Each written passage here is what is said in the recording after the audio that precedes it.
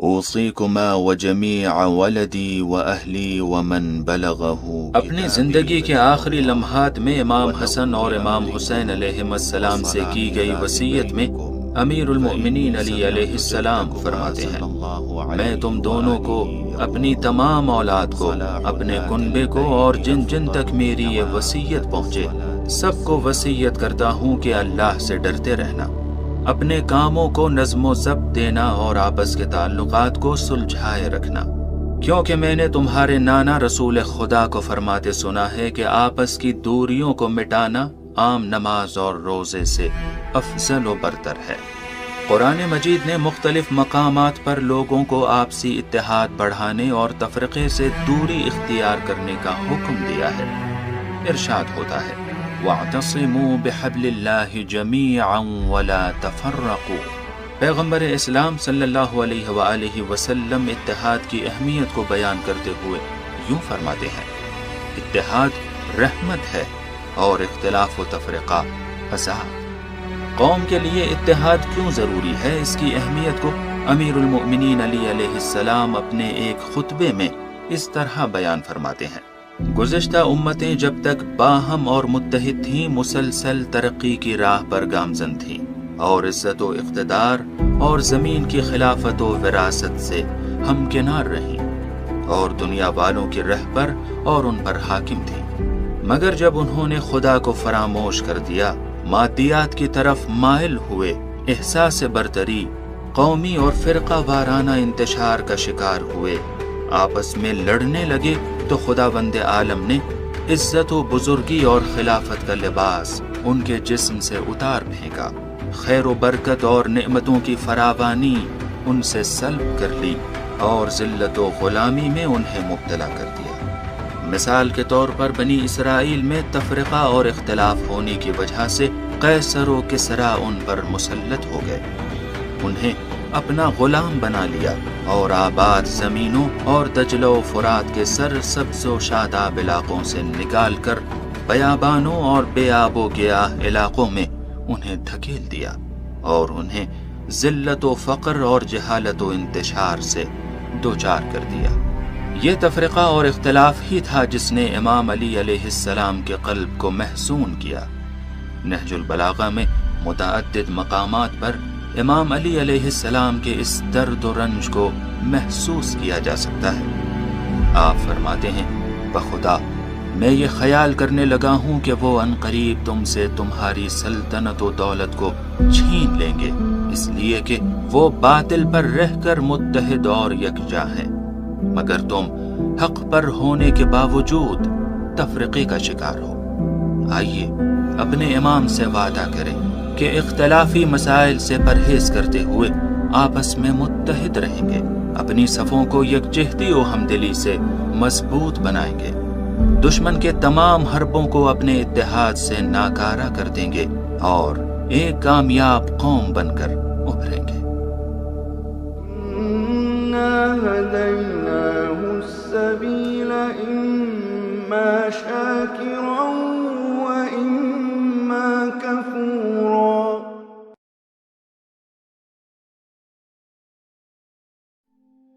زخمی ہو جانے کے بعد امام حسن اور امام حسین علیہ السلام کے نام امیر المؤمنین علی علیہ السلام کی آخری وصیت۔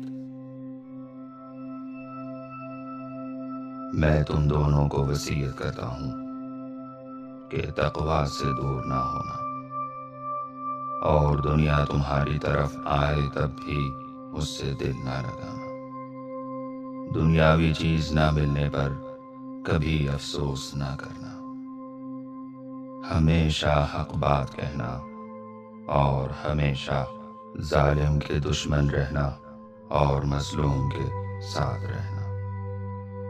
میں تم دونوں کو اور اپنے سارے بچوں اور گھر والوں کو اور جہاں تک میرا یہ پیغام پہنچے سب کو وصیت کرتا ہوں کہ تقوی اختیار کریں، اپنے سارے کاموں کو منظم رکھیں، اپنے درمیان تعلقات کو اچھا بنائے رکھیں، کیونکہ میں نے تم دونوں کے نانا سے سنا ہے کہ لوگوں کے آپسی تعلقات کو صحیح کرنا نماز اور روزے سے بہتر ہے۔ دیکھو یتیموں کے بارے میں اللہ سے ڈرو کہ وہ بھوکے نہ رہیں اور تمہاری نگاہوں کے سامنے برباد نہ ہو جائیں۔ اپنے پڑوسیوں کے بارے میں اللہ سے ڈرو کہ ان کے بارے میں تمہارے پیغمبر نے وصیت کی ہے، اور ہمیشہ ان کے بارے میں اتنی نصیحت کرتے رہتے کہ ہم یہ سوچنے لگے کہ شاید آپ ان کو وارث بھی بنانے والے ہیں۔ اللہ سے قرآن کے بارے میں ڈرو کہ اس پر عمل کرنے میں دوسرے لوگ تم سے آگے نہ نکل جائیں۔ اللہ سے نماز کے بارے میں ڈرو کہ وہ تمہارے دین کا ستون ہے۔ اللہ سے اپنے پروردگار کے گھر کے بارے میں ڈرو کہ جب تک زندہ ہو اسے خالی نہ ہونے دینا، کیونکہ اگر اس کو چھوڑ دیا گیا تو تم کو مہلت نہیں ملے گی اور تم عذاب میں گرفتار ہو جاؤ گے۔ اللہ سے ڈرو جان، مال اور زبان سے جہاد کے بارے میں۔ آپس میں ایک دوسرے سے تعلقات رکھو، ایک دوسرے کی مدد کرتے رہو، اور خبردار ایک دوسرے سے منہ نہ پھیر لینا اور تعلقات ختم نہ کر لینا۔ امر بالمعروف اور نہی عن المنکر کو نہ چھوڑنا، ورنہ تم پر برے لوگ مسلط ہو جائیں گے، پھر تم فریاد بھی کرو گے تو کوئی تمہاری آواز سننے والا نہ ہوگا۔ اے اولاد عبد المطلب، خبردار میں یہ نہ دیکھوں تم مسلمانوں کا خون بہانا شروع کر دو، صرف اس نعرے پر کہ امیر المومنین کو قتل کر دیا گیا۔ میرے بدلے میں میرے قاتل کے علاوہ کسی کو قتل نہیں کیا جا سکتا۔ دیکھو اگر اس ضربت نے میری جان لے لی تو ایک ضربت کا جواب ایک ہی ضربت ہے، اور دیکھو میرے قاتل کے جسم کے ٹکڑے نہ کرنا۔ میں نے خود رسول خدا سے سنا ہے کہ آپ نے فرمایا کہ خبردار کسی مردے کے اعضائے بدن کو مت کاٹو، چاہے وہ پاگل کتا ہی کیوں نہ ہو۔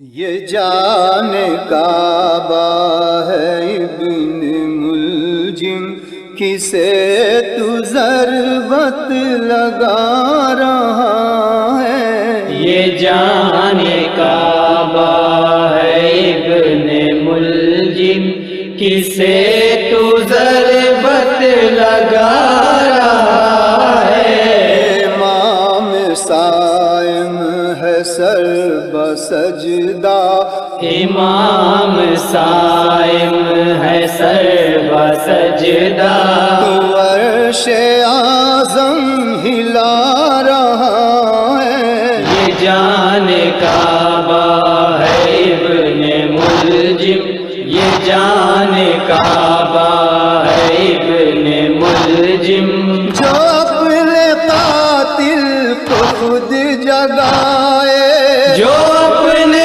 قاتل کو خود جگائے، جو موت سے ہے نظر لڑائے، جو موت سے ہے نظر لڑائے، چراغ کی لو بتا رہی ہے، چراغ کی لو بتا رہی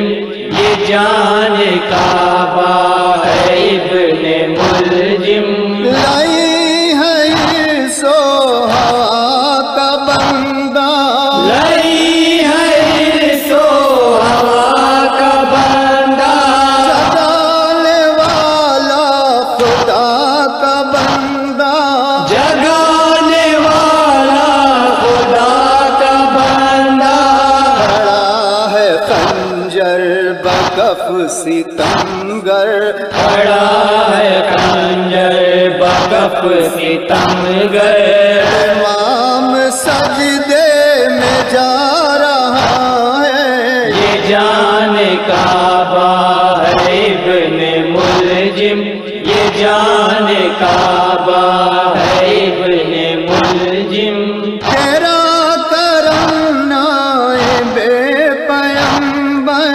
تیرا کرم نائب پیغمبر، سار خلق رسول تجھ پر، نثار خلق رسول تجھ پر، روح کا پیاسا ہے تیرا قاتل، لہو کا پیاسا ہے تیرا قاتل، اسے بھی شربت پلا رہا ہے، یہ جان کعبہ ہے ابن ملجم، یہ جان کعبہ ہے ابن ملجم، حرم پہ آئی عجب مصیبت، حرام پہ آئی عجب مصیبت، امام کرنے لگے وصیت، امام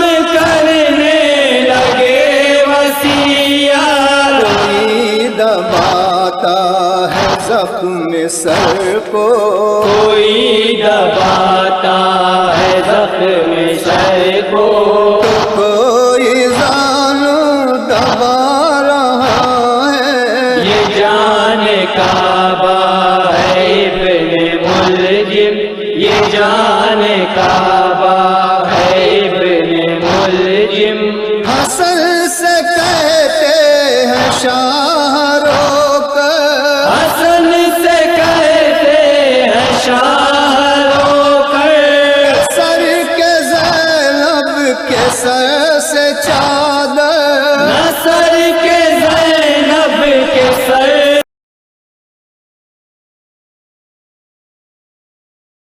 السلام علیکم عزادارو، ابھی ویزاگ سے مولانا عباس حسین صاحب تلاوت قرآن مجید کریں گے انشاءاللہ۔ اعوذ باللہ من الشیطان الرجیم، بسم اللہ الرحمن الرحیم، وبہ نستعین وہو خیر ناصر ومعین، وصلی اللہ علی محمد واہل بیتہ الطیبین الطاہرین، اما بعد فقد قال اللہ الحکیم فی القرآن المجید، بسم اللہ الرحمن الرحیم، انما ولیکم اللہ ورسولہ والذین آمنوا الذین یقیمون الصلاة ویؤتون الزکاة وهم راکعون۔ معزز سامعین کرام و ناظرین محترم، السلام علیکم ورحمۃ اللہ وبرکاتہ۔ آپ سب کی خدمت میں ضربت مولا کائنات علیہ الصلوۃ والسلام کے حوالے سے عرض ادب اور عرض تعزیت پیش کرتا ہوں، اور مولا کائنات کے غم میں آپ سب کے ساتھ میں بھی شریک ہوں، اور ہم سب امام زمانہ علیہ الصلوۃ والسلام کی خدمت میں عرض ادب عرض تعزیت پیش کرتے ہیں، اور دشمنان مولا کائنات دشمنان اسلام پر لعنت کرتے ہوئے ہم مجلس کا آغاز کرتے ہیں۔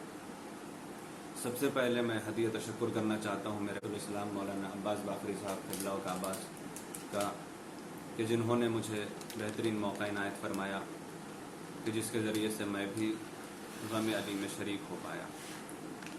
ایک سورہ آپ کی خدمت میں عرض کرتے ہوئے مولا کائنات کی ولایت کے اوپر جو آیت نازل ہوئی اس کی تفسیر آپ کی خدمت میں پیش کر کے میں اپنی بات ختم کرنا چاہتا ہوں۔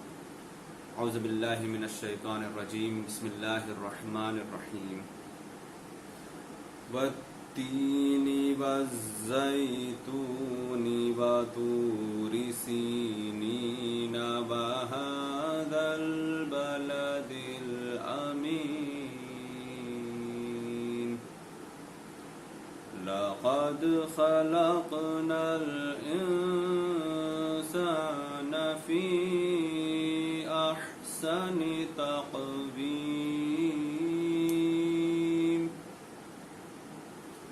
ثم رددناه أسفل سافلين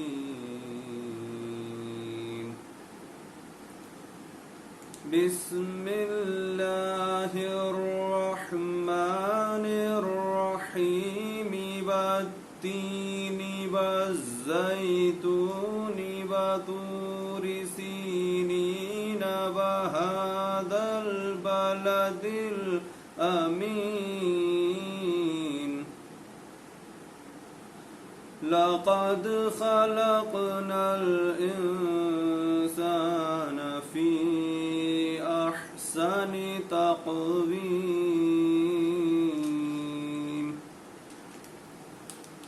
ثم رددناه أسفل سافلين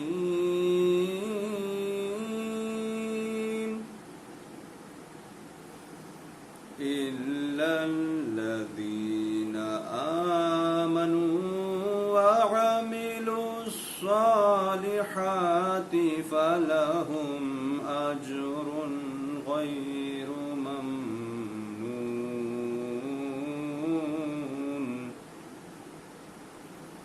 فما يكذبك بعد بالدين أليس الله بأحكم الحاكمين صدق الله العلي العظيم وصلى الله على محمد وآله الطيبين الطاهرين. اب سورہ 3 کی آیتوں کا ترجمہ آپ کے پیش نظر. بسم اللہ الرحمن الرحیم. شروع کرتا ہوں میں اللہ کے نام سے جو بڑا مہربان اور نہایت رحم والا ہے. والتین والزیتون. اللہ نے کہا مجھے قسم ہے انجیر کی اور مجھے قسم ہے زیتون کی. وطور سینین. اور مجھے طور سینا کی قسم ہے. وہذا البلد الامین. اور مجھے اس شہر مکہ کی قسم ہے جو میرے امین کا شہر ہے. لقد خلقنا الانسان فی احسن تقویم. ہم نے انسان کو بہترین وضع کے اعتبار سے پیدا کیا، بہترین طور طریقے سے پیدا کیا. ثم رددناہ اسفل سافلین. اور پھر ہم نے اسے اسفل السافلین کی طرف گھٹا دیا، بڑھاپے کی طرف رفتہ رفتہ اسے پست کرتے چلے گئے. الا الذین آمنوا وعملوا الصالحات فلہم اجر غیر ممنون. مگر وہ لوگ جو ایمان لے کے آئے اور اچھے کام کرتے رہے ان کے لیے بے انتہا اجر و ثواب ہے. فما یکذبک بعد بالدین. اور اس کے بعد روز جزا کے بارے میں اے میرے حبیب تم سے کوئی بھی انسان جھٹلا نہیں پائے گا. الیس اللہ باحکم الحاکمین. کیا خدا سب سے بڑا حاکم نہیں ہے؟ یقیناً خدا سب سے بڑا حاکم ہے. اللہم صلی علی محمد وآلہ الطیبین الطاہرین. معزز سامعین کرام، جس آیے کریمہ کو میں نے سرچشمہ کلام قرار دیا اسے آیے ولایت بھی کہتے ہیں. بسم اللہ الرحمن الرحیم. انما ولیکم اللہ. اللہ کہتا ہے یقیناً اللہ تمہارا ولی ہے، سرپرست ہے، حاکم ہے، سردار ہے. ورسولہ. اور اس کا رسول تمہارے ولی ہیں، تمہارے حاکم ہے، تمہارے سرپرست ہے. وَأُولُو الْأَمْرِ مِنْكُمْ وَالَّذِينَ آمَنُوا الَّذِينَ يُقِيمُونَ الصَّلَاةَ وَيُؤْتُونَ الزَّكَاةَ وَهُمْ رَاكِعُونَ. انما ولیکم اللہ ورسولہ والذین آمنوا الذین یقیمون الصلاۃ ویؤتون الزکاۃ وہم راکعون. اور وہ لوگ بھی تمہارے سرپرست ہیں، وہ لوگ بھی تمہارے اولیاء ہیں، وہ لوگ بھی تمہارے مولا ہیں، وہ لوگ بھی تمہارے ہادی ہیں، وہ لوگ بھی تمہارے رہبر ہیں کہ جو نمازوں کو قائم کرتے ہیں اور حالت رکوع میں زکوٰۃ دیتے ہیں.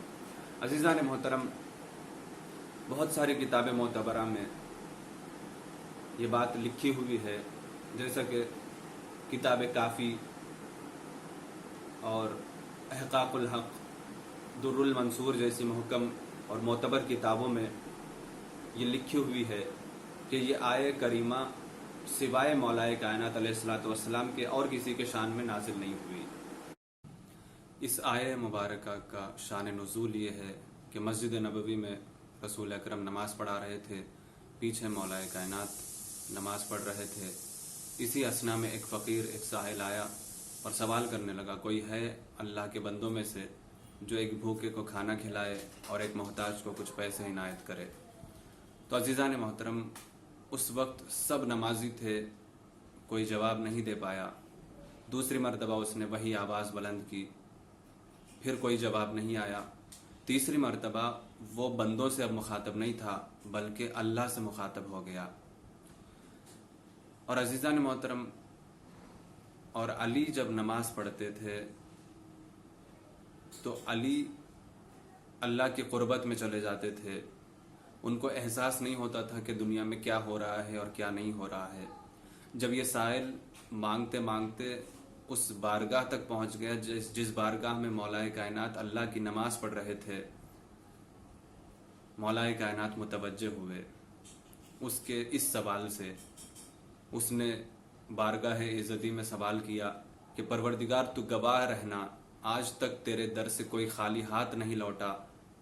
میں وہ واحد انسان ہوں جو تیرے درگاہ سے، تیرے بارگاہ سے خالی ہاتھ لوٹ رہا ہوں۔ بس یہ کہنا تھا، امام علی علیہ السلام نے انگلی کا اشارہ کیا اور وہ سائل مولا کے پاس آیا اور انگوٹھی کو لے کر وہ چلا گیا۔ اسی وقت یہ آیہ کریمہ نازل ہوئی۔ ادھر نماز رسول کی تمام ہوئی، ادھر جبریل آئے اور کہنے لگے، یا رسول اللہ آپ کو درود و سلام کے بعد یہ کہتا ہے کہ آیہ ولایت مولائے کائنات کو سنایا جائے، مولائے کائنات کو تاج ولایت پہنایا جائے۔ اللہ نے مولائے کائنات کو ولی مسلمین اور ولی مومنین قرار دیا ہے۔ عزیزان محترم، اب آپ ترجمے کی طرف غور کریں۔ اللہ ولی ہے اور اس کا رسول ولی ہے، اور وہ لوگ اولیاء ہیں جو صاحبان ایمان ہیں اور نماز کو قائم کرتے ہیں اور حالت رکوع میں زکوٰۃ دیتے ہیں۔ عزیزان محترم، ہو نہ ہو یہ مولائے کائنات امیر المومنین امام المتقین علی ابن ابی طالب علیہ السلام کی شان میں آیت نازل ہوئی۔ اس میں کوئی دو رائے نہیں ہے، کوئی شک و شبہ کی گنجائش نہیں ہے۔ ہمارے اپنے بھی مانتے ہیں، غیر بھی مانتے ہیں کہ مولائے کائنات کے لیے ہی آیہ کریمہ نازل ہوئی ہے۔ تو لہٰذا فخر کریں کہ ہمیں ایسے ولی کو اللہ نے انتخاب کیا اور ایسے رہبر کو ہمیں عنایت فرمایا۔ اور عزیزان محترم، افسوس کا مقام یہی ہے کہ ایسے ولی کو جو غریبوں کا خیال رکھتا تھا، یتیموں کی پرورش کرتا تھا، بیووں کا خیال کرتا تھا، ایسے ہی انسان کو، ایسے ہی رہبر کو، ایسے ہی ولی کو لوگوں نے 19ویں رمضان کو مسجد کوفہ میں شہید کر دیا گیا، ضربت لگا کے شہید کیا گیا۔ عزیزان محترم، ہم سب یہی دعا کرتے ہیں کہ دشمنان علی اور قاتلان علی کو پروردگار ان کے عذاب میں اضافہ فرما اور ان کے لعنتوں میں اضافہ فرما، اور جس مقصد سے شب ضربت آج مجلس کا انعقاد کیا گیا ہے، پروردگار اس بانیان مجلس کے دلی مقاصد کو پورا فرما، اور جتنے بھی ناظرین پورے دنیا بھر سے دیکھ رہے ہیں ان کے نیک حاجات کو پورا فرما۔ وآخر دعوانا ان الحمد للہ رب العالمین، والسلام علیکم ورحمۃ اللہ وبرکاتہ۔ ابھی جنگریڈی گڈم سے جناب مہدی عباس صاحب نوحہ پڑھیں گے۔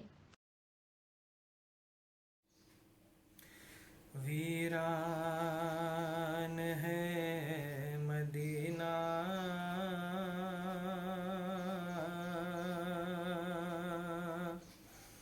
کوفہ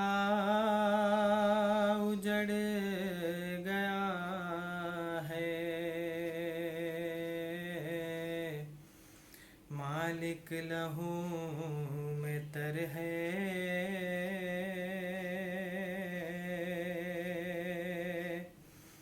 کعبہ تڑپ رہا ہے،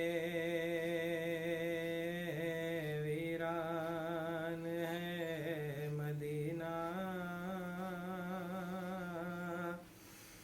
کوفہ اجڑ گیا ہے۔ جب عید کی جہاں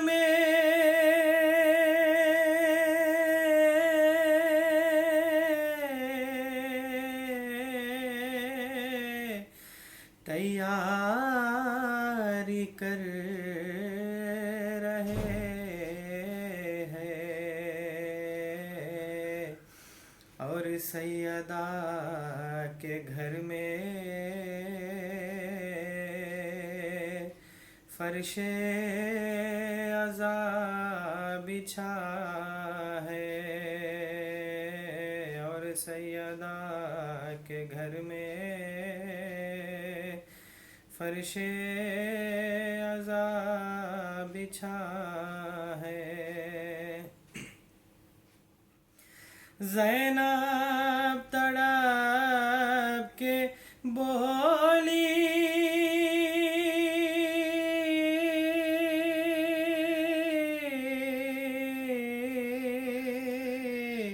اٹھ جاؤ دیکھو بابا بیٹھا ہوا زمیں پر عباس رو رہا ہے، بیٹھا ہوا زمیں پر عباس رو رہا ہے، سجدے میں قتل کر کے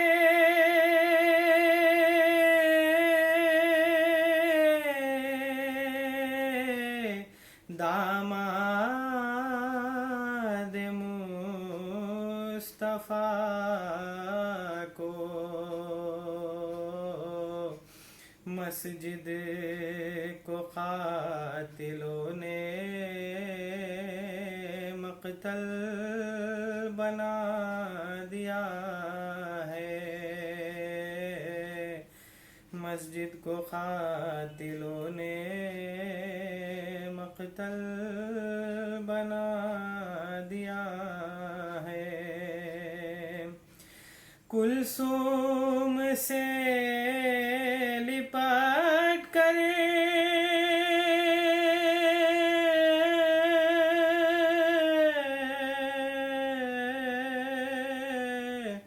کچھ ایسے روئی زینب،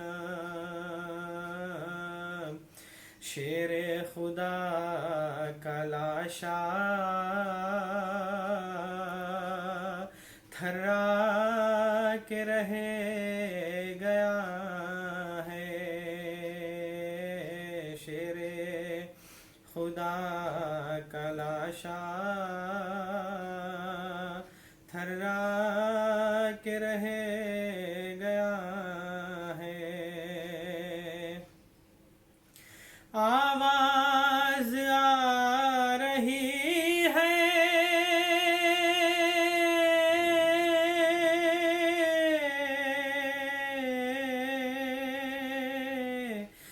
زخموں سے مرتضیٰ کے، کرب و بلا کا گوہر آغاز ہو چکا ہے، کرب و بلا کا گوہر آغاز ہو چکا ہے۔ ابھی ویزاگ سے جناب محمد صادق علی صاحب نوحہ پڑھیں گے۔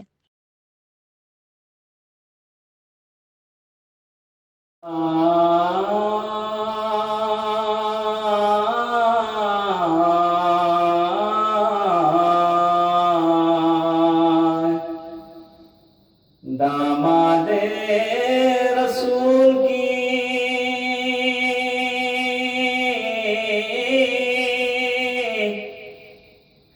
شہادت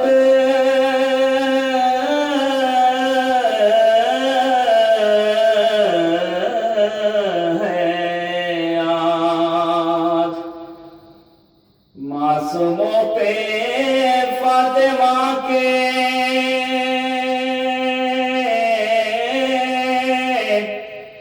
آفت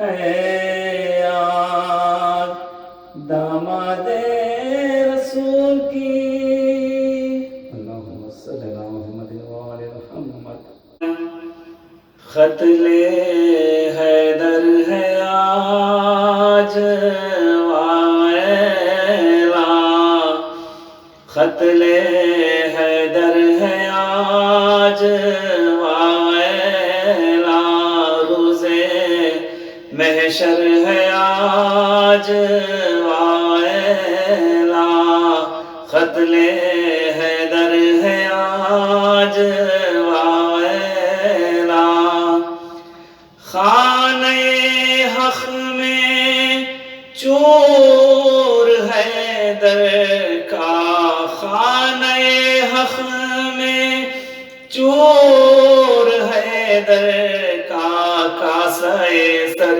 ہے آج وائلا خط لے حیدر ہے آج وائلا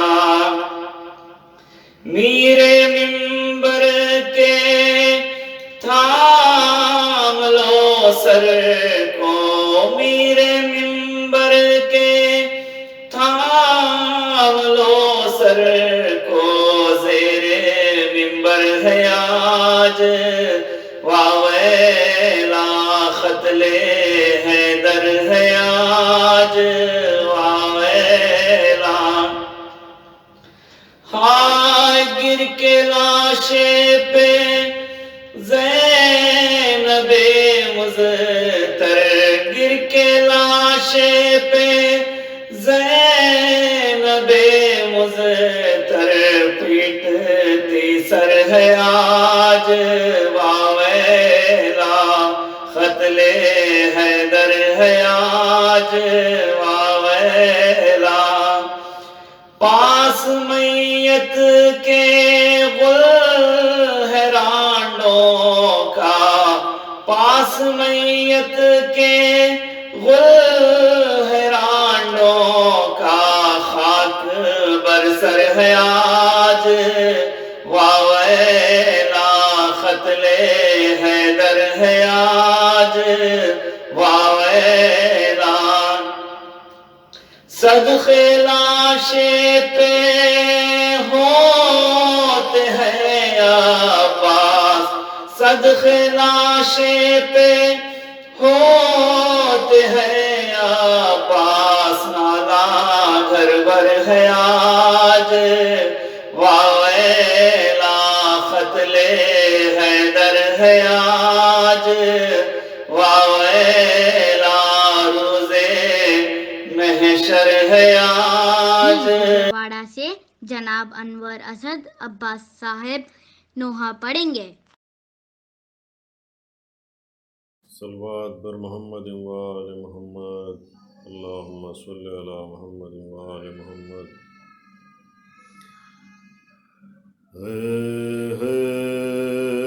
حیدری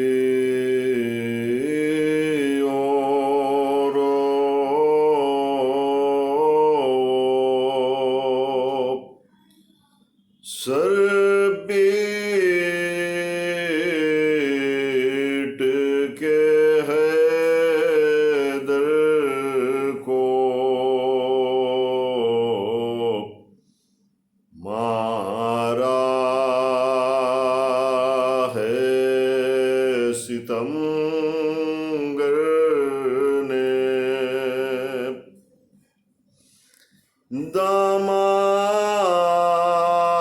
داماد پیامبر کو کیا واردہ سجدے سے اٹھانا علی کا سر انگلی سے اکھاڑا تھا جس نے در خیبر کو جب شور اٹھا ہے در مارے گئے مسجد میں زینب کو نہ کل آیا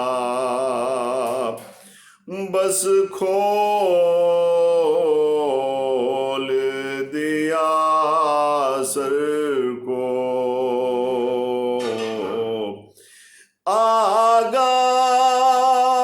آگاہ کیا جا کر حسنین کو حجرے میں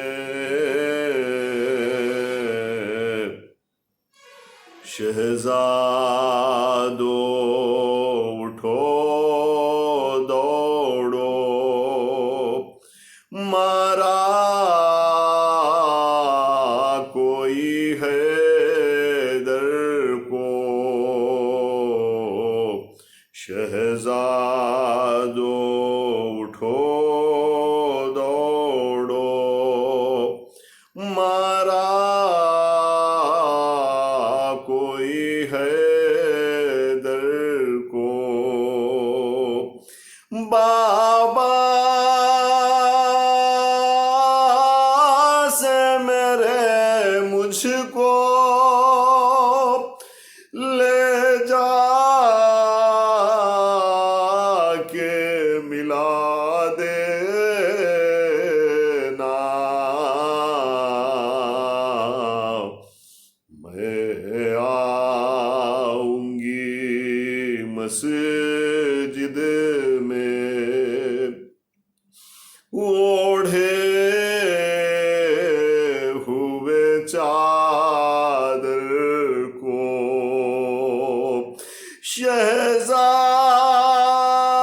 شہزادی کو سمجھا کر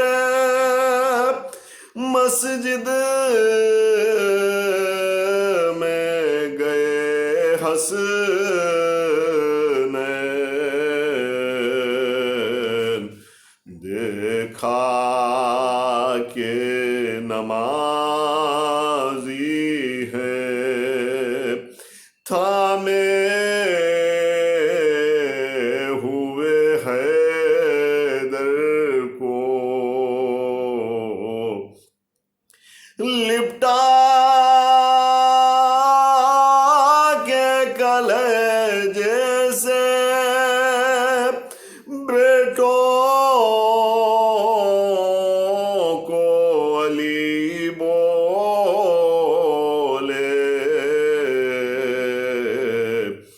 پھٹتا ہے جگر میرا کیوں پیٹتے ہو سر کو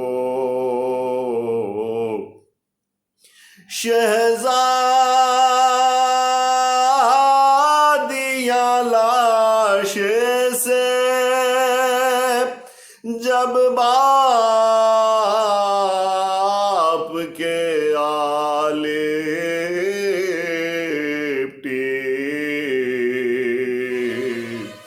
رش آ گیا زینب کو دیکھا جو پھٹے سر کو غش آ گیا زینب کو دیکھا جو پھٹے سر کو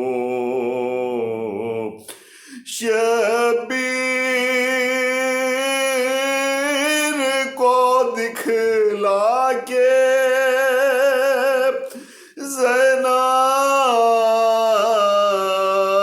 سے علی بولے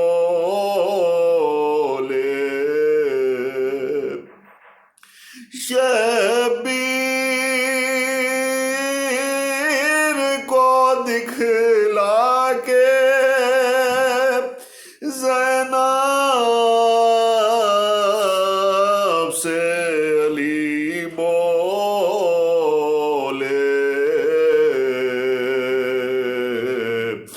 چھوڑو نہ کبھی بیٹی مظلوم برادر کو چھوڑو نہ کبھی بیٹی مظلوم برادر کو. ابھی نگرم سے جناب جعفر علی صاحب نوحہ پڑھیں گے. تھا یہ نوحہ زینب کا،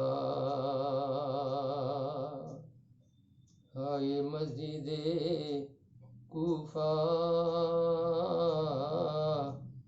ظلم کیا ہوا بتلا، ہائے مسجد کوفہ فرخ مرتضیٰ پر یہ ظلم ڈھایا ہے کس نے، خون بہا بتا کس کا، ہائے مسجد کوفہ خون سے کر دیا محراب، لال ابن ملجم نے تھے نماز میں بابا، ہائے مسجد کوفہ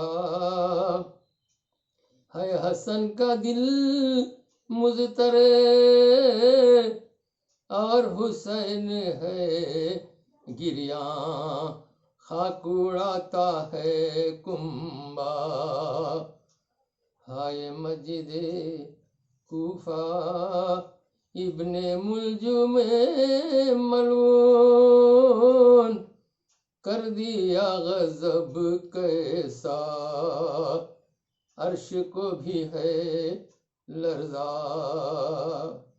ہائے مسجد کوفہ کون اب خبر لے گا بے کسوں کی دنیا میں، رو کے کہتی ہے فضا، ہائے مسجد کوفہ سر پہ شاہ خیبر نے ضرب کھائی ہے جب سے مضطرب ہے سب کوفہ، ہائے مسجد کوفہ ہاتھ ملتے ہیں عباس، روتی ہے کھڑی کلثوم، حال ہے عجب گھر کا، ہائے مسجد کوفہ بے کسوں کا والی تھا، دادا رس یتیموں کا اس پہ کیوں ستم ڈھایا، ہائے مسجد کوفہ. ابھی حیدرآباد سے رضوان الحسن صاحب مرثیہ پڑھیں گے. اکبر محمد وآل محمد، اللہم صلی علی محمد وآل محمد. 19ویں سے آپ کا ماتم ہے علی، 19ویں سے آپ کا ماتم ہے علی، خو ہو گئے دلوں کا عالم ہے علی، دفتر جہاں کا درہم و برہم ہے علی، ماہ سیاہ ماہ محرم ہے علی، نظر کو گوہر اشک لائے ہیں، یہ روزہ دار آپ کے پر سے کو آئے ہیں۔ لایا تھا زہر میں وہ جفا جو بجھا کے تیغ، مولا گرے زمین پہ سجدے میں کھا کے تیغ، غل پڑے گیا کے سر پہ لگی مرتضیٰ کے تیغ، کھائی خدا کے شیر نے گھر میں خدا کے تیغ، گہرا ہے زخم فرقے امام حجاز پر، سر سے ٹپک رہا ہے لہو جان نماز پر،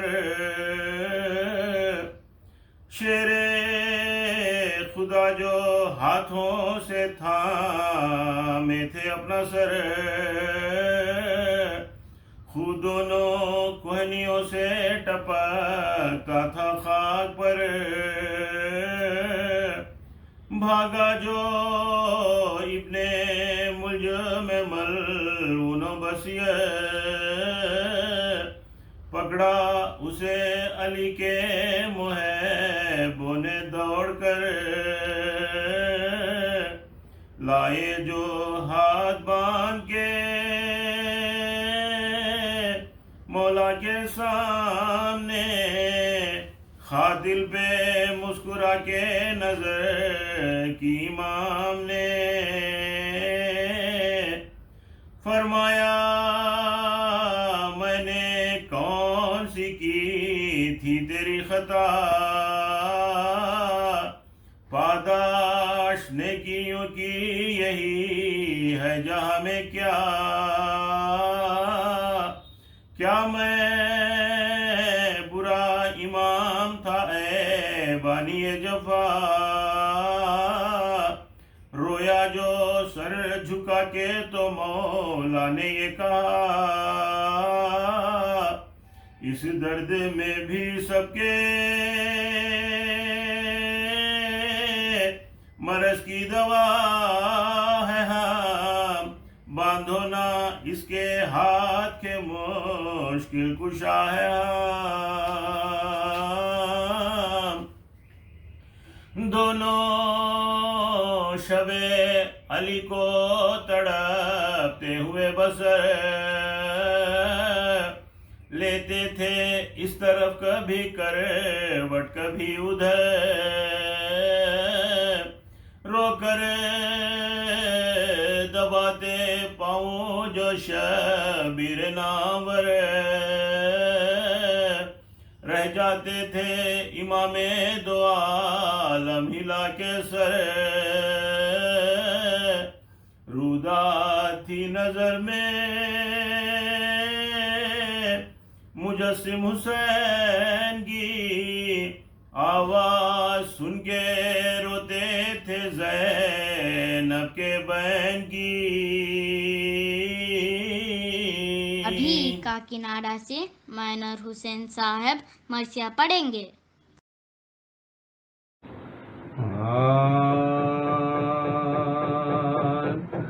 تھا ایک دو غم فاطمہ کو بھر پدر کا، تھا ایک دو غم فاطمہ کو بھر پدر کا، اور دوسرے اشخاص ہوا حملے پسر کا، حیدر کو پکڑ لے گئے وارث جو تھا گھر کا، اس دن سے عجب حال تھا اس خستہ جگر کا، پر اٹھ کے نہ دروازے سے باہر گئی زہرا، جس حجرے میں بیٹھی تھی وہی مر گئی زہرا، اس ظلم و ستم پر بھی نہ باز آئے ستمگر، چاہا کہ نہ دنیا میں رہے خواہش و پیامبر، ماہ رمضان تھا کہ ہوا شور یہ گھر گھر، تلوار لگی سجدے میں زخمی ہوئے حیدر، مسجد میں کسی نے اسد اللہ کو مارا، بے جرم دو عالم کے شہنشاہ کو مارا، سر پیٹ کے گردوں پہ یہ جبریل پکارا، سر شیر خدا کا ہوا سجدے میں دوپارا، کہتے ہیں محمد میرا گھر لٹ گیا سارا، ظالم نے علی کو نہیں مارا مجھے مارا، آواز آتی ہے بطول وزرا کی، مارا میرے شوہر کو دہائی ہے خدا کی، گھبرا گئی گھر میں یہ صدا سنتے ہی کلثوم، بیدار ہوئے خواب سے زہرا کے وہ معصوم، زینب نے پکارا رے لوگو ہے یہ کیا دھوم، بابا ہوئے زخمی مجھے یہ ہوتا ہے یہ معلوم، خون ہو گیا مسجد میں محمد کے وسیع کا، ہر سمت ہے غلہائے علی ہائے علی کا، مسجد میں تڑپنے لگے وہ فاطمہ کے لال، سنبھل سے بھرے گیسموں کے خال سے سب بال، چلاتے تھے بابا سے لپٹ کر یہ اطفال، آئے قبلہ کونین یہ کیا آپ کا ہے حال، ہم گھر میں رہے ہم کو خبر کی نہ کسی نے، بابا تمہیں زخمی کیا اے مسجد میں شقی نے، خاطر کو محبہ نے علی لائے پکڑے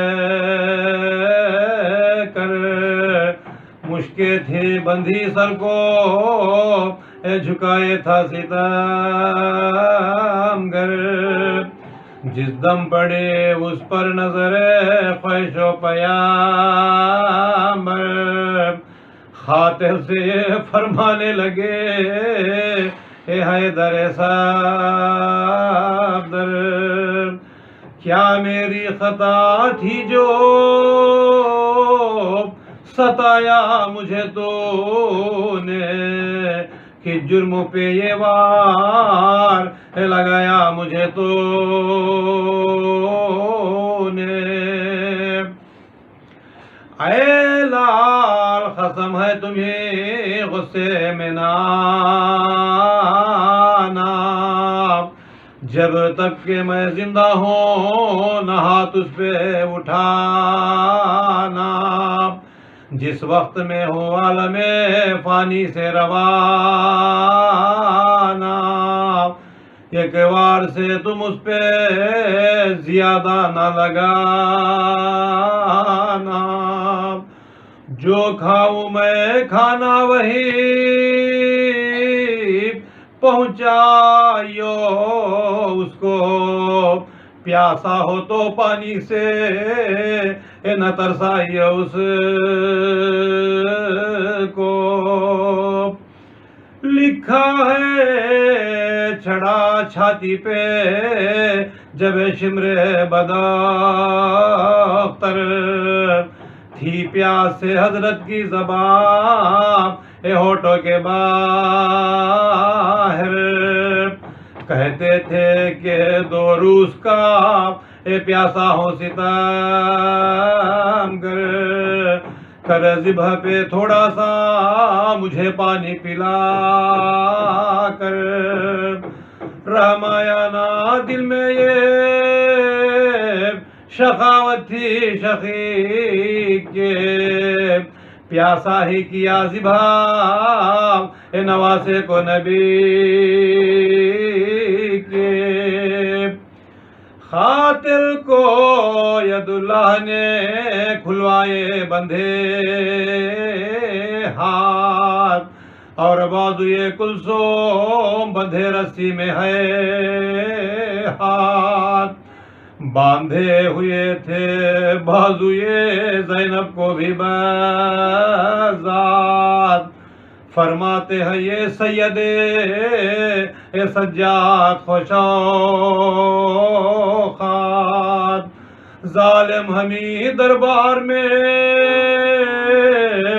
جب لے کے چلے تھے، یہ کہ رسی تھی اور 12 اسیروں کے گلے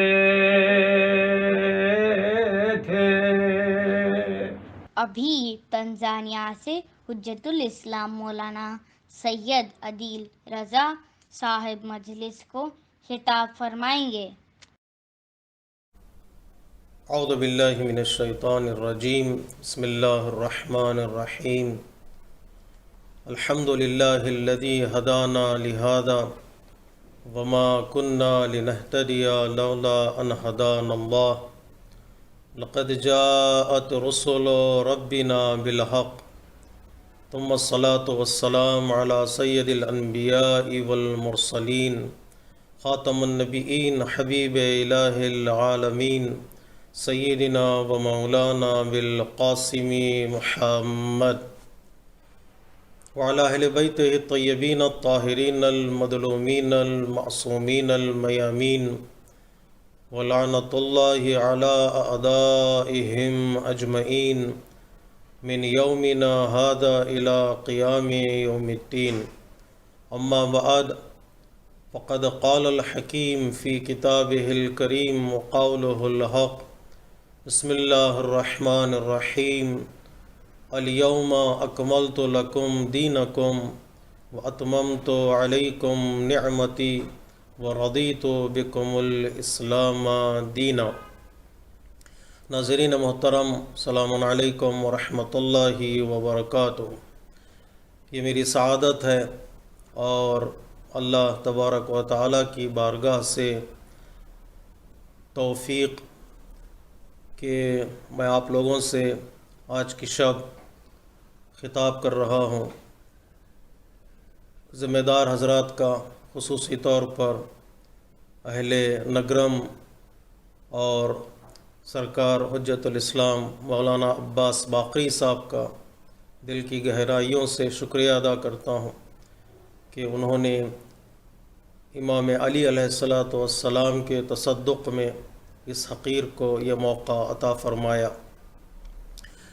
ہمیشہ میری یہ خواہش رہی ہے اور میں بڑا ہی اطمینان کا سانس لیتا ہوں جب مجھے آپ کے شہر سے ٹیلی فون آتا ہے مجلس پڑھنے کے لیے یا مجلسوں سے خطاب کرنے کے لیے، لیکن افسوس کہ میں آپ سے اور آپ کے شہر سے دور ہوں کہ ہر وقت آپ کی خدمت میں نہیں پہنچ سکتا۔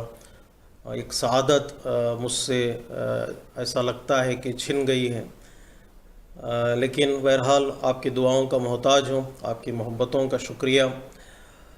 اور یہ شب قدر بھی ہے اور شب پرواز اور معراج علی ابن ابی طالب علیہ السلام بھی۔ گویا آج کی شب شب اجتماع ثقلین کی پہلی شب ہے، جس میں قرآن بھی ہے اور امام علی علیہ السلام کا ذکر اور آپ کے فضائل کی شب بھی ہے۔ تو اسی وجہ سے مناسبت سے میں نے جس آیہ کریمہ کی تلاوت کا شرف حاصل کیا ہے، اللہ تبارک و تعالیٰ اس آیہ کریمہ میں دین مبین اسلام کے کمال اور دین مبین اسلام کو کامل کرنے کی بات کر رہا ہے کہ آج یعنی غدیر کے دن ہم نے دین کو کامل کیا، دین کو پرفیکٹ کیا، اور تم پر جو نعمتیں ہم نازل کرتے آ رہے تھے امت مسلمہ پر، آج وہ دن ہے کہ اس دن نعمتیں تمام ہوئیں، اور اللہ تبارک و تعالیٰ اس کامل اور اس اتمام پر راضی ہے کہ دین مبین اسلام کمپلیٹ بھی ہوا، دین مبین اسلام پرفیکٹ بھی ہوا۔ قرآن مجید میں جہاں پر بات شب قدر کی ہوتی ہے تو لیلۃ القدر، لیل کا لفظ استعمال ہوا ہے۔ ظاہر سی بات ہے ہمارا نوجوان اس لفظ سے واقف ہیں، لیل عربی الفاظ سے جو عام طور پر ہم استعمال کرتے ہیں مجالس عزا میں، اور لیل یعنی رات، کہ ہم نے شب قدر کو، قرآن مجید کو شب قدر میں، قدر کی رات میں نازل کیا۔ نزول قرآن شب قدر میں ہے۔ تو آیت اللہ جواد عملی جو عارف بھی ہیں، فلاسفر بھی ہیں، موجودہ زمانے کے بہت بڑے قرآن کے مفسر بھی ہیں، جن کی تفسیر تسنیم کے نام سے چل رہی ہے، مدتوں سے چل رہی ہے، اور دعا کرتے ہیں کہ پروردگار عالم اس عظیم شخصیت کو طولانی عمر عطا کرے صحت کے ساتھ، کہ وہ اس تفسیر کو مکمل کر سکے۔ وہ فرماتے ہیں کہ اگر قرآن مجید میں ایک ایسی رات ہے جس رات کو اللہ تبارک و تعالیٰ نے فضیلت والی رات بنایا ہے، اور اس میں قرآن مجید کو نازل کیا ہے، جو قرآن ساری کتابوں کی سردار ہے، ساری کتابوں کا خلاصہ ہے فضیلت کے اعتبار سے، منزلت کے اعتبار سے، تو وہ رات 1000 مہینوں کی راتوں سے افضل ہے، خیر من الف شہر۔ تو اگر ایک رات ایسی ہے جو سارے 1000 مہینوں سے افضل ہے، تو کوئی نہ کوئی دن بھی ایسا ہونا چاہیے جو 1000 مہینوں کے دنوں سے بہتر ہو، اس لیے کہ رات اور دن میں انصاف تو ہونا چاہیے، اور حق بنتا ہے کہ رات اگر فضیلت والی ہے تو دن بھی ایسا ہونا چاہیے جو فضیلت والا ہو، جو 1000 مہینوں کے دنوں سے بہتر ہو۔ تو وہ فرماتے ہیں جب رات شب قدر ہے نزول قرآن کے اعتبار سے، تو وہ دن روز غدیر ہے اعلان ولایت اور اعلان امامت کے اعتبار سے، کہ وہ دن 1000 مہینوں کے دنوں سے بہتر ہے۔ جو رات شب قدر کی رات کو سمجھ لیتا ہے، درک کر لیتا ہے، اس کی زندگی بدل جاتی ہے۔ جو غدیر کو سمجھ لیتا ہے، درک کر لیتا ہے، اس کی زندگی بدل جاتی ہے۔ اب جو لوگ یہ کہتے ہیں کہ ہمیں قرآن کافی ہے، ہمیں اور کسی چیز کی ضرورت نہیں ہے، تو ان کی زندگی کی رات تو ہو سکتی ہے، لیکن ان کی زندگی میں ان کا دن ان کے پاس نہیں رہے گا، ان کی زندگی میں وہ اجالا اور روشنی نہیں رہے گی۔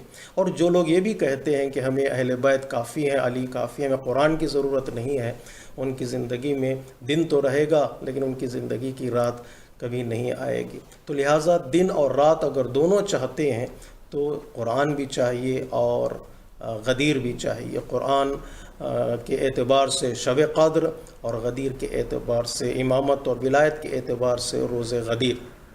تو اللہ تبارک و تعالیٰ کا شکر ہے کہ دنیا میں آج اگر کوئی مذہب، کوئی مکتب یہ فخر کے ساتھ کہہ سکتا ہے کہ ہمارے پاس دن بھی ہے، ہمارے پاس رات بھی ہے، 24 آورس ہماری زندگی کے اپنے ہاتھوں میں ہیں، وہ مذہب تشیع ہے، کہ ہمارے پاس قرآن بھی ہے اور ہمارے پاس امامت اور ولایت کا عقیدہ اور کانسیپٹ بھی ہے۔ تو مذہب تشیع یعنی میں خلاصے کے طور پر کہہ دوں، مذہب تشیع یعنی اہل بیت کا مکتب، اہل بیت کا مذہب ہی وہ مکتب اور مذہب ہے جو کمپلیٹ اور پرفیکٹ ریلیجن ہے، پرفیکٹ مذہب ہے، جس کو ساری دنیا کو جس کی طرف آنا ہے اور جس کو فالو کرنا ہے۔ تو کچھ سوال ہم کریں گے اور اس کے بعد اپنے بات کو آگے بڑھائیں گے. کس اعتبار سے مذہب تشیع جو ہے وہ کمپلیٹ مکتب ہے، کمپلیٹ مذہب ہے؟ تو ایک اعتبار جو ہم نے اشارہ کیا وہ امامت اور ولایت کے اعتبار سے، لیڈرشپ کے اعتبار سے ہے. جس مکتب میں لیڈرشپ ہو، جس مذہب میں لیڈرشپ ہو، وہ بھی عصمت والی لیڈرشپ ہو، طہارت والی لیڈرشپ ہو، انفیلیبلٹی ہو. ظاہر سی بات ہے وہ مکتب کبھی بھی ناقص نہیں ہو سکتا، کبھی بھی وہ مکتب ناتمام نہیں ہو سکتا. ہر اعتبار سے وہ مکتب جو ہے وہ کمپلیٹ اور پرفیکٹ ہے. لیکن اگر دوسرے اعتبار سے، ان کے کانٹینٹ کے اعتبار سے، اس مکتب کے قوانین اور اصولوں کے اعتبار سے، اس مکتب کے پرنسپلز کے اعتبار سے اگر ہم ایک تھوڑی جستجو کریں، اس مکتب میں داخل ہوں، انٹر ہوں مذہب تشیع کے اس شہر میں جہاں پر مذہب تشیع ہے، تو ہمیں کچھ چیزیں ملتی ہیں. وہ چیزیں بڑی ہی خوبصورت ہیں. انشاءاللہ ہمارے نوجوان اس کی طرف توجہ کریں تو ایک احساس ہوگا فخر کا آج کی شب کہ ہم کیوں اس مکتب کے ماننے والے ہیں، کیوں ہم اس مکتب کی پیروی کرنے والے ہیں. پہلی چیز جس کی طرف اشارہ کرنا بہت ضروری سمجھتا ہوں وہ یہ کہ ہمارا جو مکتب ہے، مکتب تشیع، ایک کمپلیٹ اور پرفیکٹ مکتب ہے. اس کا مطلب یہ کہ ہمارے پاس اس مکتب میں ہر وہ حکم موجود ہے جس کی ہمیں ضرورت ہے. ہر وہ مسئلے کو بیان کیا گیا ہے جو ہماری زندگی کو بنانے، ہماری شخصیت کو سجانے اور ہماری دنیا کو کامیاب بنانے اور ہماری آخرت کو سرخرو بنانے کے لیے کام آتی ہیں. چاہے وہ اصول ہوں، چاہے وہ پرنسپلز ہوں، چاہے وہ سنتیں ہوں، چاہے وہ سیرتیں ہوں. کسی بھی اعتبار سے اس مکتب کا مطالعہ کرے انسان تو ایسا لگتا ہے کہ یہ مکتب جو ہے وہ غنی ہے، یہ مکتب جو ہے وہ آزاد بھی ہے اور یہ مکتب امیر بھی ہے، مالدار بھی ہے. ہر چیز کا حکم اس میں موجود ہے، چاہے انسان کے ناخن کترنے سے لے کر انسان کے دفنانے کے احکام تک اس دین میں موجود ہے. زمین پر چلنے سے لے کر آسمانوں کے سفر کی باتیں اس مکتب میں موجود ہیں.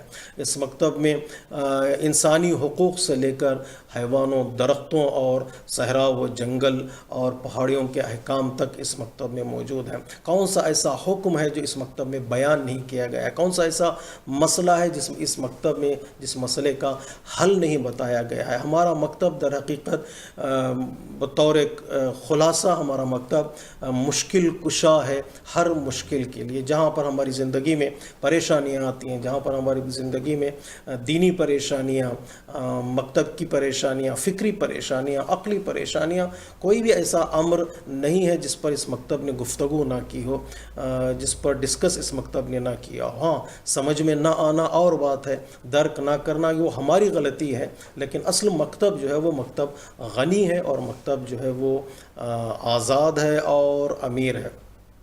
تو ظاہر سی بات ہے اس کے نتیجے میں ہمیں کچھ چیزیں سمجھنی پڑتی ہیں. وہ یہ کہ ہماری نگاہ جو اس مکتب کی طرف ہے، مکتب تشیع، کہ ہم جب گفتگو کرتے ہیں، بیان کرتے ہیں تو ظاہر سی بات ہے اس مکتب کے ایک ڈائریکشن کو ہم لیتے ہیں، ایک رخ کو ہم لے لیتے ہیں. وہ ثواب کا رخ ہے، وہ ہے جنت کا رخ ہے کہ ہمیں آخرت میں جنت ملے گی، اس مکتب کے پر چلیں گے تو ہمیں اتنا ثواب ملے گا. تو ساری چیزیں اسی اعتبار سے ہم بیان کرتے ہیں. لیکن نہیں، ہم آج کی شب اس بات پر غور کرنے کی کوشش کریں آج سے کہ ہماری اس نگاہ کو ہم محدود نہ کریں، لیمیٹڈ نہ کریں صرف آخرت کی حد تک. کہ اس مکتب پر چلتے چلے جاؤ گے تو تمہیں ثواب ملے گا، جنت ملے گی، اور تمہاری دنیا کے بارے میں ہم لوگ گفتگو ہی نہیں کرتے، دنیا کے بارے میں ہم لوگ بحث ہی نہیں کرتے، جبکہ ایسا نہیں ہے. بلکہ ہماری نگاہ کو ہم بدلنا چاہیے آج کی شب کہ یہ مکتب نہ تنہا آخرت ساز ہے، یہ مکتب اسی طرح دنیا ساز بھی ہے. یہ دنیا بھی ہمارا یہ مکتب ہماری دنیا کو بھی بناتا ہے اور ہمیں سرخرو اور کامیاب بناتا ہے. علی کا شیعہ، مولا کائنات کا چاہنے والا، مولا کائنات کے نقش قدم پر چلنے والا، وہ کبھی بھی دنیا میں کسی سے بھی پیچھے نہیں رہ سکتے. یہ مکتب سستی کو برداشت نہیں کرتا، یہ مکتب کاہلی کو برداشت نہیں کرتا، یہ مکتب انسان کی بیکاری کو برداشت نہیں کرتا، یہ مکتب انسان کو ذلیل ہونے نہیں دیتا، یہ مکتب انسان کو کمینہ نہیں بناتا، یہ مکتب مکتب جو ہے انسان کو شریف بناتا ہے، یہ مکتب انسان کو عزیز بناتا ہے، یہ مکتب انسان کو آزاد بناتا ہے، یہ مکتب انسان کو امیر بناتا ہے۔ اس لیے کہ اگر انسان اس دنیا اس رخ سے اس مکتب کا مطالعہ کرے تو بہت ساری مسائل کا حل ہمارے پاس آئے گا۔ اب دیکھیے گا کبھی کبھار نگاہ محدود ہوتی ہے، میں نہیں کہتا یہ نگاہ صحیح نہیں ہے، لیکن لمیٹڈ نگاہ ہوتی ہے، نظر ہوتی ہے، اس نظر کو ہمیں ایکسپینڈ کرنا پڑتا ہے، اس کو ان لمیٹڈ بنانا پڑتا ہے، ہر رخ سے ایک چیز کا دیکھنا پڑتا ہے۔ میں مثال دے دوں تاکہ زیادہ بوریت کا احساس آپ نہ کریں۔ جنگ خیبر میں جب مولا کائنات نے قلعے کا دروازہ اپنے ہاتھوں سے اکھاڑا انگلیوں کے طاقت سے، اور اپنے ہاتھ میں اس دروازے کو لیا اور اس کو ایک پل کی طرح قرار دیا تاکہ لوگ جو ہے وہ اس دروازے سے ایک طرف سے دوسری طرف جا سکیں، اس دروازے کو پل اور برج کے طور پر استعمال کر سکیں۔ وہ دروازہ علی کے ہاتھ میں تھا۔ لوگوں نے تعجب سے پیغمبر اسلام سے خطاب کر کے کہا یا رسول اللہ، آپ دیکھ رہے ہیں علی کی طاقت، علی کی شجاعت، کہ علی نے اس در خیبر کو اپنے ہاتھوں سے اکھاڑا ہے اور لوگ اس کو برج کے طور پر استعمال کر رہے ہیں۔ علی کی شجاعت کی تعریف کی تو پیغمبر اسلام نے وہاں پر ایک جملہ ارشاد فرمایا، تاریخی جملہ ہے لیکن اس سے جو برداشت میں نہیں کیا میں آپ کی خدمت میں پیش کر رہا ہوں۔ پیغمبر اسلام نے فرمایا تم ہاتھوں کو دیکھ رہے ہو لیکن تمہاری نگاہ علی کے پیروں کی طرف نہیں ہے۔ یعنی تم نے ایک رخ کو دیکھا ہے کہ علی کی طاقت کو تم نے دیکھا ہے کہ علی نے در خیبر کو اکھاڑا ہے، علی کے پیروں کی طرف تمہاری نظر نہیں ہے۔ جب لوگوں نے علی کے پیروں کی طرف دیکھا تو علی کے پیر دوش ہوا پر تھے، علی کے پیر ہوا کے دوش پر تھے۔ اس کا مطلب یہ ہے کہ پیغمبر اسلام یہ بتانا چاہ رہے ہیں کہ تم صرف علی کی شجاعت کو دیکھ رہے ہو، علی کی معراج کو نہیں دیکھ پا رہے ہو، علی کے پرواز کو نہیں دیکھ پا رہے، علی کے وہ اس کمال کو نہیں دیکھ پا رہے جو کمال علی کو اللہ تبارک و تعالیٰ نے عطا کیا ہے۔ یعنی یہ ایک علی کا وجود جو ہے وہ صرف شجاعت کے اعتبار سے نمونہ نہیں ہے، علی کا وجود کمال کے اعتبار سے، معراج کے اعتبار سے بھی نمونہ ہے۔ یعنی ایک نظر کو تم جہاں وہاں دیکھ رہے ہو، اس نظر کو بھی تم دیکھنا چاہیے تاکہ تمہیں کمالات کا تمہیں احساس ہو سکے۔ تو لہٰذا میرے عزیزوں، مکتب تشیع کو جب میں آزاد کہتا ہوں، مکتب تشیع کو جب میں امیر کہتا ہوں، اس کے پیچھے ایک راز چھپا ہوا۔ راز یہ ہے کہ اگر یہ مکتب آزاد ہے تو اس مکتب میں آنے والا، اس مکتب میں داخل ہونے والا، وہ کبھی بھی اسیر نہیں ہوگا، وہ کبھی بھی پریزنر نہیں کہلائے گا، وہ انسان قانون کی پابندی کرنے والا ایک آزاد انسان بن کر زندگی گزارتا ہے۔ جس کی طرف حضرت ابوذر علیہ الرحمٰن نے اشارہ کیا تھا جب خلیفہ سوم کا غلام سکوں کی تھیلی لے کر آیا حضرت ابوذر کے پاس کہ یہ خلیفہ کا تحفہ ہے تمہاری خدمت میں، تو ایک سوال جو ابوذر نے کیا ہے بڑا خوبصورت سوال ہے، گفتگو چھوٹی سی گفتگو ہے لیکن دیکھیے گا اس گفتگو انسان کو کہاں تک لے جاتی ہے۔ ابوذر نے کہا اگر سب کے لیے ہے یا صرف میرے لیے ہے؟ آنے والے نے کہا کہ نہیں، یہ آپ کے لیے ہے، آپ صحابی رسول ہیں، آپ کی شخصیت بڑی ہے، تو خلیفہ سوم نے آپ کو یہ تحفہ اور گفٹ دیا ہے۔ تو حضرت ابوذر نے کہا مجھے نہیں چاہیے، لے جاؤ، واپس کر دو خلیفہ کو۔ تو آنے والے نے غلام نے کہا کہ بھائی ابوذر لے لو۔ کہا کیوں؟ اگر تم یہ لے لو گے تو میں آزاد ہو جاؤں گا، میں جو غلام ہوں خلیفہ سوم کا، اگر تم یہ لے لو گے تو کنڈیشن لگائی گئی ہے، اگر تم نے پہنچا دیا ان سکوں کو تو تم راہ خدا میں آزاد ہو جاؤ گے۔ بڑا خوبصورت جملہ ابوذر نے اشارہ کیا ہے، بھیا تو سکے مجھے تھما کر آزاد ہو جائے گا لیکن میں غلام ہو جاؤں گا، تیری آزادی میری غلامی کی قیمت پر ہے۔ اگر میں نے ان سکوں کو قبول کر لیا جو ظلم کے اعتبار سے دیے جا رہے ہیں، جو بے انصافی کے اعتبار سے دیے جا رہے ہیں، تو میں غلام ہو جاؤں گا۔ در حقیقت قانون کو توڑنا اور شریعت کو چھوڑنا انسان کو غلام بنا دیتا ہے، آزاد نہیں بناتا۔ انسان سمجھتا میں جو چاہے وہ کروں گا تو میں آزاد ہو جاؤں گا، نہیں، جو کہتا میں جو چاہے کروں گا تو وہی انسان سب سے بڑا غلام اور اسیر اور پریزنر ہو جاتا ہے۔ ابوذر نے کہا نہیں، اگر قانون سب کے لیے تو سب کے لیے، صرف میرے لیے اس کا مطلب یہ ہے کہ مجھے غلام بنانے کی کوشش کی جا رہی ہے۔ اس کے بعد علماء کرام نے ایک جملہ بیان کیا اسی واقعے کے ذیل میں کہ علی کی محبت انسان کو اتنا آزاد بنا دیتی ہے کہ پھر کسی اور کی وہ غلامی قبول کرنے کے لیے تیار نہیں ہوتا ہے۔ یہ علی کی محبت انسان کو آزاد بناتی ہے. علی کی محبت انسان کو ایک آزاد انسان، ایک آزاد سوچنے والا، ایک آزاد کام کرنے والا، اس کے ذہن کہ میں شبہ نہیں پایا جاتا، اس کے عقیدے میں شک نہیں پایا جاتا، اس کے ایمان میں ڈاؤٹس نہیں پائے جاتے، اس کا عمل بھی اتنا آزاد ہوتا ہے، وہ کسی طمع کا، کسی لالچ کا شکار نہیں ہوتا. در حقیقت اسی میں آزادی ہے. نہج البلاغہ میں مولا کائنات نے اشارہ کیا سب سے بڑا آزاد انسان وہ ہے جس کے اندر حرص اور لالچ نہ پایا جاتا ہو. تو یہ محبت انسان کو آزادی عطا کرتی ہے، انسان کو فری مین بنا دیتی ہے اس دنیا میں. تو یہ ہمارا مکتب آزاد مکتب ہے.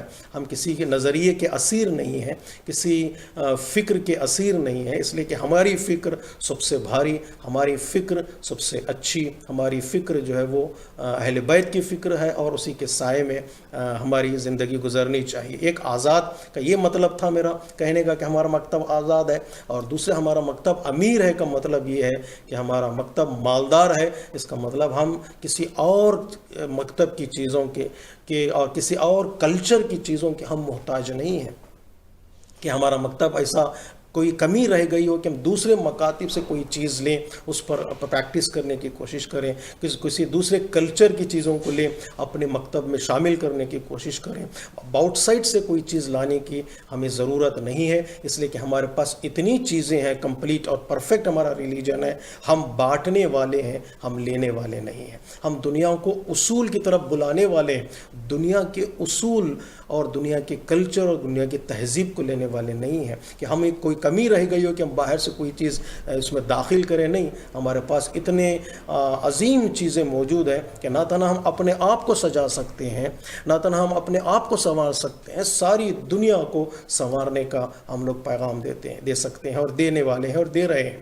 اس لیے کسی بزرگ عالم دین نے بڑا خوبصورت جملہ کہا ہے کہ جس چیز کی دنیا تلاش کر رہی ہے وہ چیز ہمارے پاس ہے. جی، جس چیز کی دنیا تلاش کر رہی ہے وہ چیز ہمارے پاس ہے. پتہ ہے دنیا کس چیز کی تلاش میں ہے؟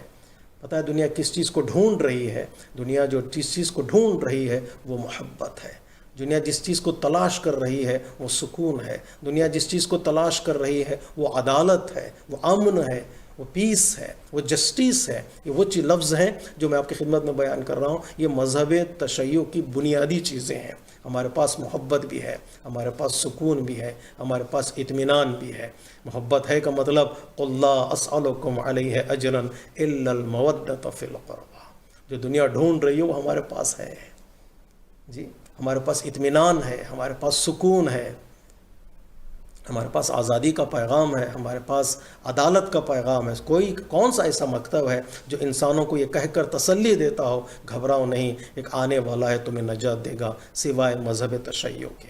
کون سا ایسا مکتب ہے جو ظلم کے خلاف قیام کرنے کا سبق پڑھاتا ہے اور مظلوم کو یہ امید دلاتا ہے کہ وہ ایک نہ ایک دن کامیاب ہوں گے؟ سوائے مذہب تشیع کے اور کوئی مکتب نہیں ہے. اس کے اندر وہ قوت اور وہ طاقت موجود ہے. اس اعتبار سے، رحمتوں کے اعتبار سے، محبتوں کے اعتبار سے، برکتوں کے اعتبار سے اور عدالت کے اعتبار سے، امنیت کے اعتبار سے ہمارا مذہب، ہمارا مکتب مالدار ہے، غنی ہے، امیر ہے. ہم کسی اور کے فقیر نہیں ہیں، ہم کسی اور کے محتاج نہیں ہیں. زندگی کے اعتبار سے، امیری کے اعتبار سے ہم لوگ مستغنی ہیں.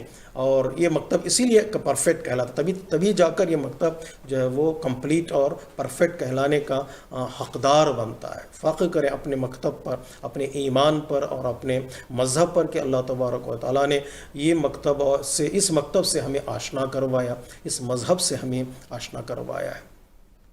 تو یہ آزاد مکتب بھی ہے اور یہ مکتب جو ہے وہ مالدار مکتب بھی ہے. اب ضرورت اس بات کی ہے کہ اگر کوئی چیز ہماری سمجھ میں نہیں آ رہی، بعض ہو سکتا ہے لوگ کہیں کہ ہمیں یہ سمجھ میں نہیں آیا ہے، ہماری سمجھ میں یہ دین نہیں آتا ہے، ہماری سمجھ میں یہ مکتب نہیں آتا ہے. اگر میری سمجھ میں کوئی چیز نہیں آ رہی ہے تو اس کا مطلب یہ نہیں کہ مکتب میں کوئی چیز کمی ہے، مذہب میں کوئی چیز میں کمی رہ گئی ہے. نہیں، کوشش یہ کرتا ہے کہ انسان جس چیز کو سمجھتا نہیں ہے وہ چیزوں کو نیچے لانے کی کوشش کرتا ہے. مثلا مرجعیت اگر سمجھ میں نہ آئے تو پھر مرجعیت کو نیچے لانے کی کوشش کریں گے. ولایت سمجھ میں نہ آئے تو ولایت کا معنی، ولایت کا کانسیپٹ کانسیپٹ انسان نیچے لانے کی کوشش کرتا ہے، اس کو گھٹانے کی کوشش کرتا ہے، اس کے مرتبے کو کم کرنے کی کوشش کرتا ہے. تو اگر قرآن سمجھ میں نہ آئے تو قرآن کو انسان نیچے لے آتا ہے، قرآن کے معنی و مفہوم کو غلط بیانی کے لیے استعمال کرتا ہے، اپنے باتوں کو ثابت کرنے کے لیے چیزوں کو نیچے لانے کی کوشش کرتا ہے. وہ بہت غلط کرتا ہے. وہ ظلم ہے کہ اگر انسان اپنی سمجھ کے اعتبار سے چیزوں کو نیچے لے آئے. چیزوں کو نیچے لانے سے انسان کی چیزیں سمجھ میں نہیں آتی جب تک خود کو اوپر نہیں لے جا سکتے. دین یہ نہیں کہتا کہ چیزوں کو نیچے لے آؤ، دین یہ کہتا خود کو اوپر لے جاؤ. اگر میری سمجھ میں کوئی چیز آ نہیں رہی ہے، اس کا مطلب یہ ہے کہ مجھے اوپر لے جانا ہے تاکہ میں اوپر جا کر سمجھ سکوں. جتنا میں اپنے آپ کو بلند کرتا چلا جاؤں گا اتنا ہی مجھے اہل بیت کا مقام سمجھ میں آتا چلا جائے گا. جتنا میں اپنے آپ کو اوپر لے جاؤں گا اتنا ہی مجھے مولا کائنات کی شخصیت سمجھ میں آنے لگے گی. اگر میں بلندی کی طرف نہ لے جاؤں خود کو، چاہے علمی بلندی ہو یا اسپریچول اعتبار سے معنوی اعتبار کی بلندی ہو، اس وقت تک مجھے سمجھ میں نہیں آتا. اگر یقین نہیں آتا میری باتوں پر، چلے میسم تمار سے پوچھ لیں بلندی پر جا کر فضائل مولا بیان کرنے کا مزہ ہی کیا ہے. ان سے پوچھیں جو لوگوں نے اپنی جانوں کو قربان کیا، اس نماز کا لطف ہی کیا ہے جس نماز کو حجر بن الدین نے تختہ دار پر پڑھی ہے. ان سے پوچھیں اس کا مزہ کیا ہے، اس کا لطف کیا ہے. نہیں، ان سجدوں کا مزہ کیا ہے ان سے پوچھیں جو طفلان مسلم دریا کے کنارے سر پر تلوار منڈلاتی ہوئی دیکھنے کے باوجود اپنا سر سجدے میں جھکا دیتے ہیں. وہ مقام پر پہنچنے کے بعد وہ انداز ہی، وہ لطف ہی کچھ اور ہوتا ہے. وہاں تکلیف کا احساس نہیں ہوتا، وہاں درد کا احساس نہیں ہوتا. وہ دنیا ہی کچھ اور دنیا ہے. تو انسان اپنے آپ کو اوپر لے جائے تاکہ وہ چیزوں کو سمجھ سکے، چیزوں کو نیچے لانے کی کوشش نہ کرے.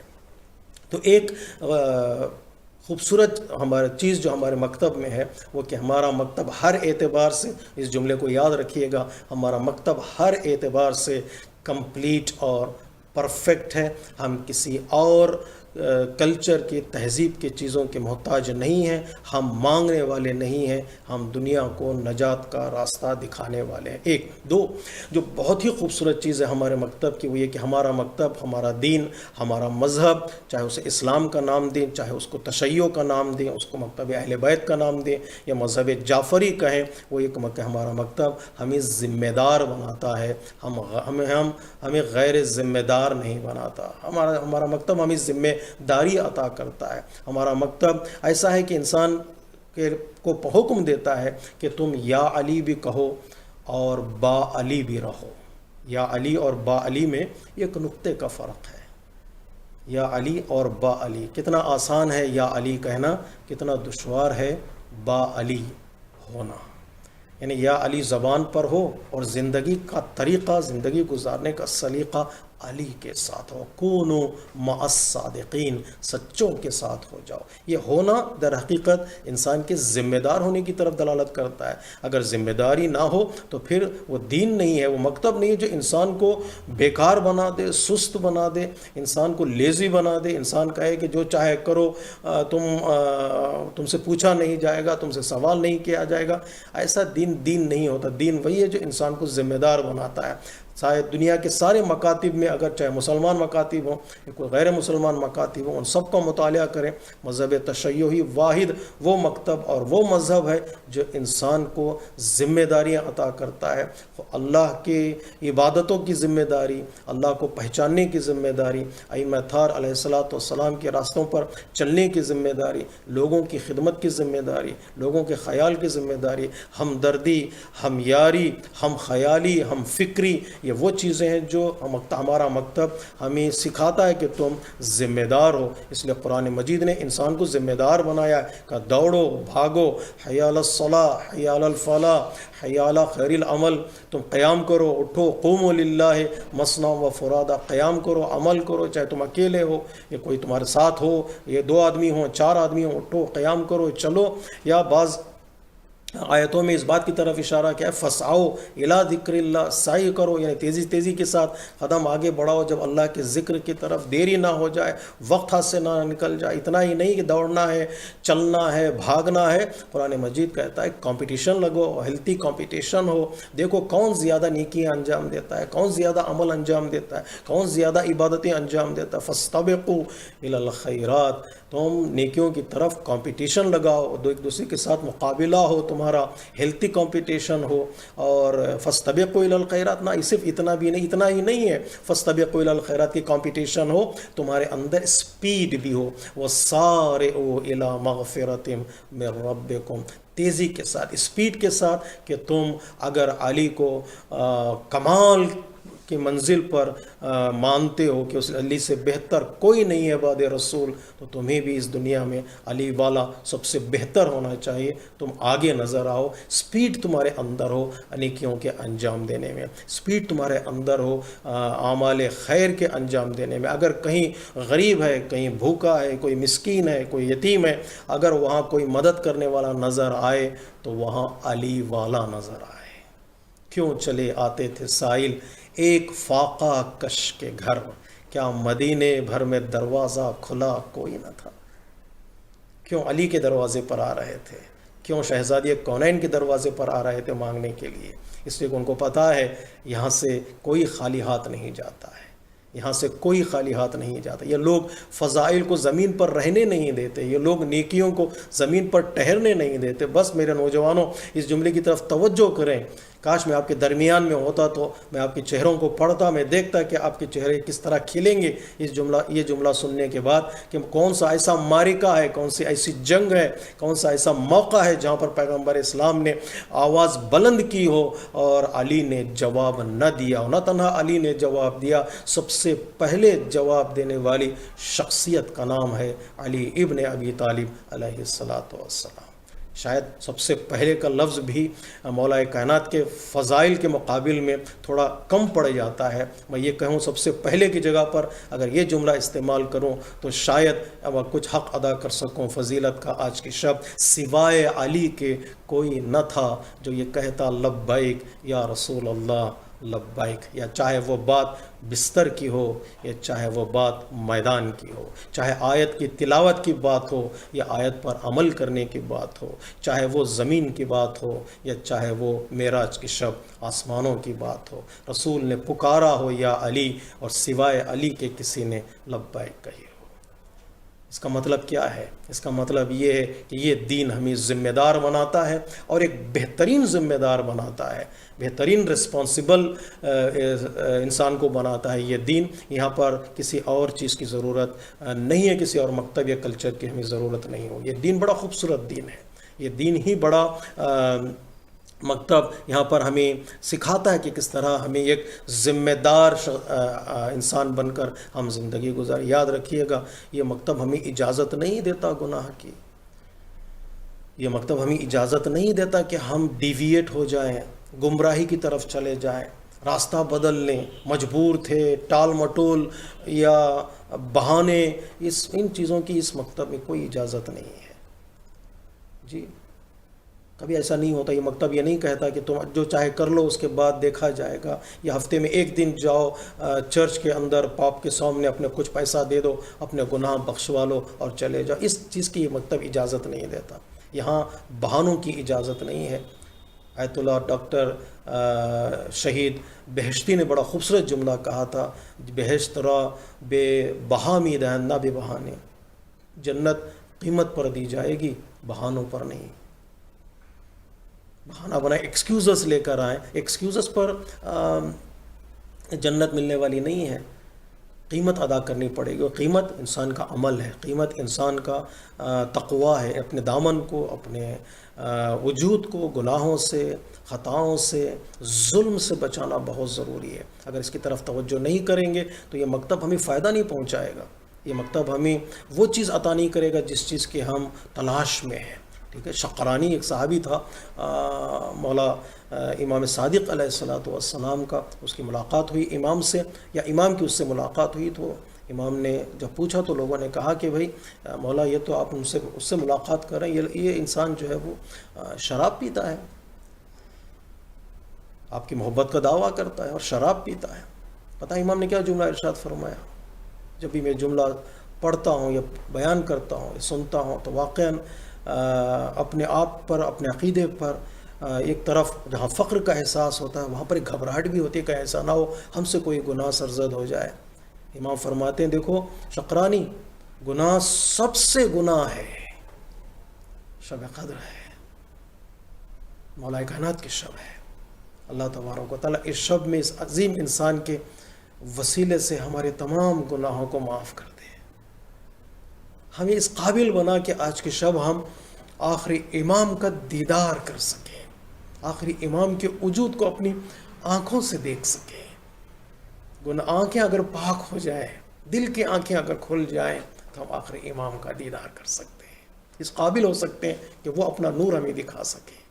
شقرانی، گناہ سب سے گناہ ہے، لیکن جو ہماری محبت کا دم بھرتے ہیں ان سے وہ گناہ اور گہرا ہو جاتا ہے، وہ دو برابر ہو جاتا ہے، اس لیے کہ ایک محبت ویسی نہیں ہے کہ انسان اس محبت کا بہانہ لے کر اپنے راستے کو بدل لے، اپنی منمانیاں چلائیں۔ یہ محبت کا مطلب یہ کہ تم کمپلیٹ سرنڈر ہو جاؤ احکام امام کے مقابل میں اور پیام امام کے مقابل میں۔ تو یہ دین ہمیں کمپلیٹ دین ہے، پرفیکٹ دین ہے اور ریسپانسیبل بنانے والا دین ہے، ذمہ دار بنانے والا دین ہے۔ زیادہ وقت آپ کا نہ لوں، تیسرا جو بڑا خوبصورت پیغام ہے اس دین کا یا اس کی شناخت ہے اس دین کی، وہ یہ کہ دین ادھورا ہمیں نہیں چھوڑتا، ادھورے راستے پر نہیں چھوڑتا۔ یہ دین نجات دینے والا اور یہ دین حیات دینے والا دین ہے، ہمیں بچنا بھی سکھاتا ہے اور دوسروں کو بچانا بھی سکھاتا ہے۔ ٹھیک ہے، کون سا ایسا مکتب ہے جو پیغام دے رہا ہے دعاؤں کا، کون سا ایسا مکتب ہے جو پیغام دے رہا ہے سجدوں کا، نمازوں کا، سوائے مکتب تشیع کے؟ آج آپ جائیے انٹرنیٹ میں سرچ کیجئے گا، سوائے مکتب تشیع کے کوئی ایسا مکتب نہیں ہے جو اس کرونا کے وقت میں، جہاں پر دنیا پینڈیمک میں ہے، دنیا پریشان ہے، دنیا نگران ہے، تو ایسے موقع پر کون سا ایسا مسلمانوں کا لیڈر ہے سوائے مذہب تشیع کے جو لوگوں سے یہ کہہ رہا ہو کہ دعاؤں میں اپنے آپ کو مصروف رکھو، اللہ کو یاد کرو، گھبراؤ نہیں، ہمارے سوائے ہمارے مہاراجے کے، سوائے ہمارے لیڈر کے کون ہے جو پیغام دینے والا؟ اس لیے کہ ہمارا ہی مکتب ہے جو دنیا کی مظلومیت اور دنیا میں جو پریشانیاں آتی ہیں اور ہم ہی پیغام دیتے ہیں ہمیشہ، ہم ہی آواز بلند ہم ہی آواز بلند کرتے ہیں۔ کیوں ہم آواز بلند کرتے ہیں؟ ہمارے سوائے کیوں دوسرے اس آواز کو بلند نہیں کرتے؟ اس لیے کہ صرف سوائے ہمارے کسی اور کے پاس مشکل کشا نہیں ہے، کسی اور کے پاس مشکل کشا نہیں ہے۔ یہ دین ہمیں خود کو بچانا سکھاتا ہے، بچو، اپنے آپ کو بچاؤ، اپنے وجود کو بچاؤ، تقویٰ کے ذریعے سے گناہوں سے بچو، اپنے آپ کو بچاؤ، اپنے عبادتوں کے ذریعے سے اپنے آپ کو اس قابل بناؤ کہ تم اللہ کی بارگاہ میں پرواز کر سکو۔ وہیں پر یہ دین کہتا ہے دوسروں کو بھی بچاؤ، دوسروں کی بھی حفاظت کرو، بچنا بھی سکھاتا ہے اور بچانا بھی سکھاتا ہے۔ ہاں، بچنے کے الگ الگ طریقے ہیں، کچھ لوگ جو ہے دوسروں کو مار کر بچنے کی کوشش کرتے ہیں اور کچھ لوگ جو ہے اپنے آپ کو قربان کر کے دوسروں کو بچانے کی کوشش کرتے ہیں۔ طریقہ الگ الگ، لیکن ہمارا دین یہی ہے کہ تم چاہے اس راستے میں دوسروں کو بچانے کے راستے میں اگر تمہاری جان بھی چلے جائے تو تم مرے نہیں ہو بلکہ تم بچ گئے ہو، تم بچ گئے ہو۔ ابن عباس جیسی شخصیت نے جب امام حسین علیہ السلام سے انقلاب کربلا کے راستے میں سوال کیا کہ مولا اگر جانا چاہتے ہیں تو یمن کی طرف چلے جائیے، جانا چاہتے ہیں تو مدائن کی طرف چلے جائیے، اور کئی شہروں کے نام لیے کہ آپ وہاں پر چلے جائیے گا تو آپ بچ جائیں گے، تو امام حسین علیہ السلام نے جو جملہ ارشاد فرمایا وہ جملہ تاریخ ساز ہے اور رہتی دنیا تک وہ باقی رہنے والا جملہ ہے۔ امام حسین علیہ السلام نے فرمایا، ابن عباس، میں خود کے بچنے کے راستے نہیں ڈھونڈ رہا ہوں بلکہ میں دین بچانے کا راستہ ڈھونڈ رہا ہوں، چاہے اس بچانے کے راستے میں خود بھی قربان ہو جاؤں۔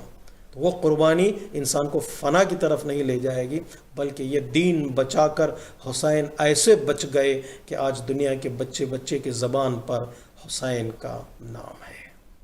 یہ دین ہے ہمارا، منزل تک انسان کو پہنچاتا ہے، نجات کا راستہ دکھاتا ہے۔ اس نجات کی کشتی پر ہمارا دین، ہمارا مکتب انسان کو لے جا کر سوار کر دیتا ہے، اس نجات کی کشتی کے حوالے کر دیتا ہے۔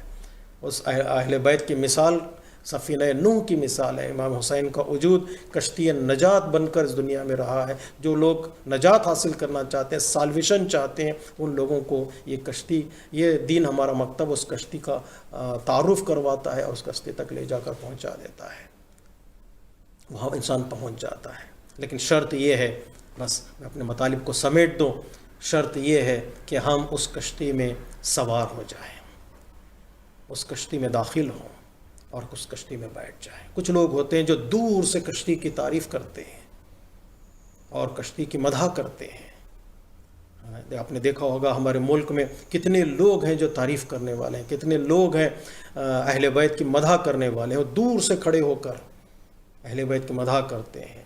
اس نے فلاں مکتب کی انسان نے، فلاں ریلیجن والے نے اتنا اہل بیت کی تعریف اس نے کر دی اور ہم بھی خوش ہوتے ہیں، جھومتے ہیں۔ کوئی بات نہیں، تعریف کا حق تو سب کو ہے۔ اہل بیت کو پہچانے اور کوئی تعریف نہ کرے تو یا تو وہ پاگل ہے یا اندھا ہے۔ تعریف تو مجبوری من میں ہو سکتی ہے، اس کے لیے ان کے پاس کوئی اور مثالیں ہیں ہی نہیں سوائے علی و حسن و حسین کے، تو وہ تعریف کرنے پر مجبور ہیں۔ لیکن دور سے تعریف کرتے ہیں، لیکن دور سے تعریف کرنے میں نجات نہیں ملے گی، اسے تھوڑا اور قریب آنا پڑے گا۔ تو کچھ لوگ اور قریب آتے ہیں، کشتی کے قریب آتے ہیں، ہاتھ رکھتے ہیں کشتی پر، لیکن کشتی میں سوار نہیں ہوتے ہیں۔ ان لوگوں کو بھی نجات ملنے والی نہیں ہے۔ نجات انہی لوگوں کو ملتی ہے جو یا علی مدد کہہ کر اس کشتی میں سوار ہو جاتے ہیں۔ جب کشتی میں سوار ہو گئے، اہل بیت کی کشتی میں سوار ہو گئے، نجات کی کشتی میں، وہ کشتی تمہیں نجات کی طرف لے جائے گی۔ مکتب علی کا مطلب یہ ہے کہ علی اس کشتی کے ناخدا ہیں، جس کشتی سے لوگوں کو نجات دی جا سکتی ہے، اس کشتی میں ہمیں سوار ہو جانا ہے۔ ہاں، اگر کشتی میں سوار ہو گئے اور اس کشتی کے ناخدا علی ابن ابی طالب علیہ السلام ہے آج کی شب، یہ کشتی ہمارے دروازے پر آئی ہے، ہمارے ڈور سٹپ پر یہ کشتی کھڑی ہوئی ہے، آواز بلند کی جا رہی ہے کون ہے اس کشتی پہ سوار ہونے والا۔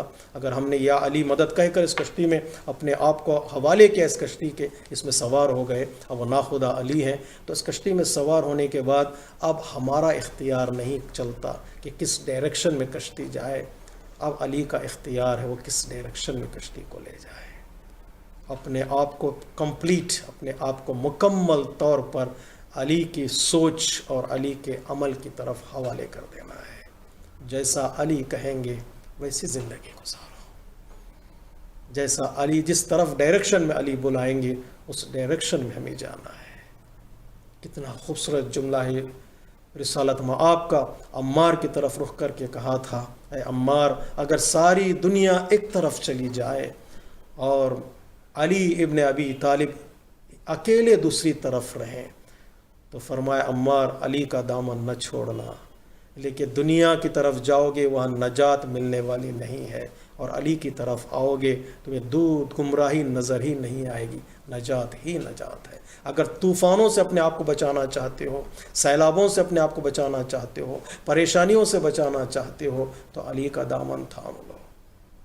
چلیے آج کی شب ان مرغابیوں کی طرح جو چھوٹے چھوٹے پرندے تھے علی کے گھر میں، 19 رمضان کی صبح سحری کے وقت ان مرغابیوں نے علی کے دامن کو تھام لیا تھا، کہ ان مرغابیوں نے علی کے دامن کو تھام کر ہمیں یہ پیغام دیا تھا کہ اے علی کے چاہنے والوں، آج کی شب علی کے دامن کو تھام لو، تمہارے ہاتھوں سے علی دور نہ ہو جائے۔ جس کی زندگی میں علی آ جاتا ہے اس کی زندگی بڑی خوبصورت ہو جاتی ہے۔ یہ گویا مرغابیاں یہ بھی کہہ رہی تھیں، مولا آج کے شب صبح مسجد مت جائیے گا۔ پتہ نہیں پرندوں کے دلوں میں ایک بے چینی تھی کہ کہیں وہ علی سے جدا نہ ہو جائیں۔ مولا کائنات نے جب ان مرغابیوں کو دیکھا، آسمان کی طرف نظر ڈالی، امام حسن سے آپ نے سوال کیا، یا حضرت ام کلثوم سے سوال کیا کہ اذان کے لیے کتنا وقت بچا ہے؟ جب آپ نے بتایا کچھ دیر اذان کا باقی رہ گیا ہے تو امام نے خطاب کیا حضرت ام کلثوم سے کہ بیٹی ان پرندوں کا خیال کرنا، اگر ان کو دانہ پانی دے سکتی ہو تو ان کو اپنے گھر میں رکھنا، اگر ان کو دانہ پانی نہیں دے سکتی ان کو راہ خدا میں آزاد کر دینا۔ وہ ہمارے دیکھ بھال کے محتاج ہیں، ان کے پانی کا خیال کرنا۔ پتہ نہیں مولا کائنات نے یہ جملہ تو کہہ دیا، جب میں بیان کر رہا ہوں تو یہ جملہ بڑا ہی آسان لگ رہا ہے۔ علی کو جاتے جاتے اب پرندوں کے پانی کا بھی خیال آیا، لیکن میں کہوں گا مولا یہ وہی کوفہ ہے، یہ وہی علاقہ ہے جہاں پر آپ کے پوتے اور پوتیاں لائی جائیں گی، رسیوں میں جکڑی ہوں گی، شدت کی دھوپ ہوگی اور وہ تشنلب ہوں گے اور کوئی پانی پلانے والا نہ ہوگا۔ ایک پرندوں کی تشنگی اور ان کے بھوک کا اتنا خیال، لیکن مولا آپ کے گھر والے بھی یہیں پر پیاسے ہوں گے، یہیں پر بھوکے ہوں گے۔ علی ابن ابی طالب کی صبح ماہ رمضان کی کہ مولا مسجد کی طرف جا رہے ہیں اور مولا کائنات نے اذان دی۔ روایت یہ کہتی ہے کہ مازنے پر آپ کھڑے ہو کر آپ نے اذان دی۔ امامت کا لہجہ، وہ ولایت کا لہجہ، کتنا خوبصورت لہجہ تھا۔ جب آواز کوفے کی گلیوں میں گونجی، گھروں سے ٹکرائی، در و دیوار سے ٹکرائی وہ آواز، ماؤں نے اپنے بچوں کو جگایا، اٹھو اٹھو مسجد کی طرف چلو، آج کچھ نہ کچھ ہوگا کہ علی اذان دے رہے ہیں۔ دل گھبرا رہا تھا کوفے کی ماؤں کا، انہوں نے بچوں کو جگایا، گھر والوں کو جگایا کہ مسجد کی طرف جائیں۔ علی نے اذان بلند کی، اذان دی علی نے اور مصلی پر آئے۔ مولا کائنات نے نماز جماعت پڑھانی شروع کی۔ وہ وقت بھی آیا کہ جب دوسری رکعت کا دوسرا سجدہ رہ گیا تھا، ابن ملجم نے بجھی ہوئی تلوار مولا کائنات کے سر پہ ایسی ضرب لگائی کہ مولا کائنات مصلی پر سنبھل نہ سکے۔ سر کا خون مولا کائنات کے چہرے پر ٹپکنے لگا۔ روایت یہ کہتی ہے کہ مولا کائنات کی داڑھی خون سے رنگین ہو گئی۔ مولا کائنات کی زبان سے ایک جملہ نکلا، فزتو رب الکعبہ، رب کعبے کی قسم میں کامیاب۔ ایک مدت سے علی کو انتظار تھا کہ راہ خدا میں اپنی جان کو قربان کریں۔ علی دعاؤں میں اللہ کی بارگاہ سے شہادت طلب کر رہے تھے۔ علی نے کامیابی کا اعلان کیا، مولا آپ نے اپنی زندگی کی کامیابی کا اعلان کیا، لیکن اس ہاتف غیبی کی آواز کا کیا کریں جس نے یہ پکار آواز آئی، الان ہدمت ارکان الہدی۔ ارے یہ علی کے سر پہ ضربت نہیں ہے، یہ ہدایت کے سر پہ ضربت ہے، یہ اس ستون ہدایت کے ستون پر ضربت ہے جو آج ہدایت کا ستون ٹوٹ گیا ہے۔ یہ آواز ایسی گونجی کہ کوفے والوں نے اس آواز کو سنا، مسجد میں کوہرام بپا ہوا۔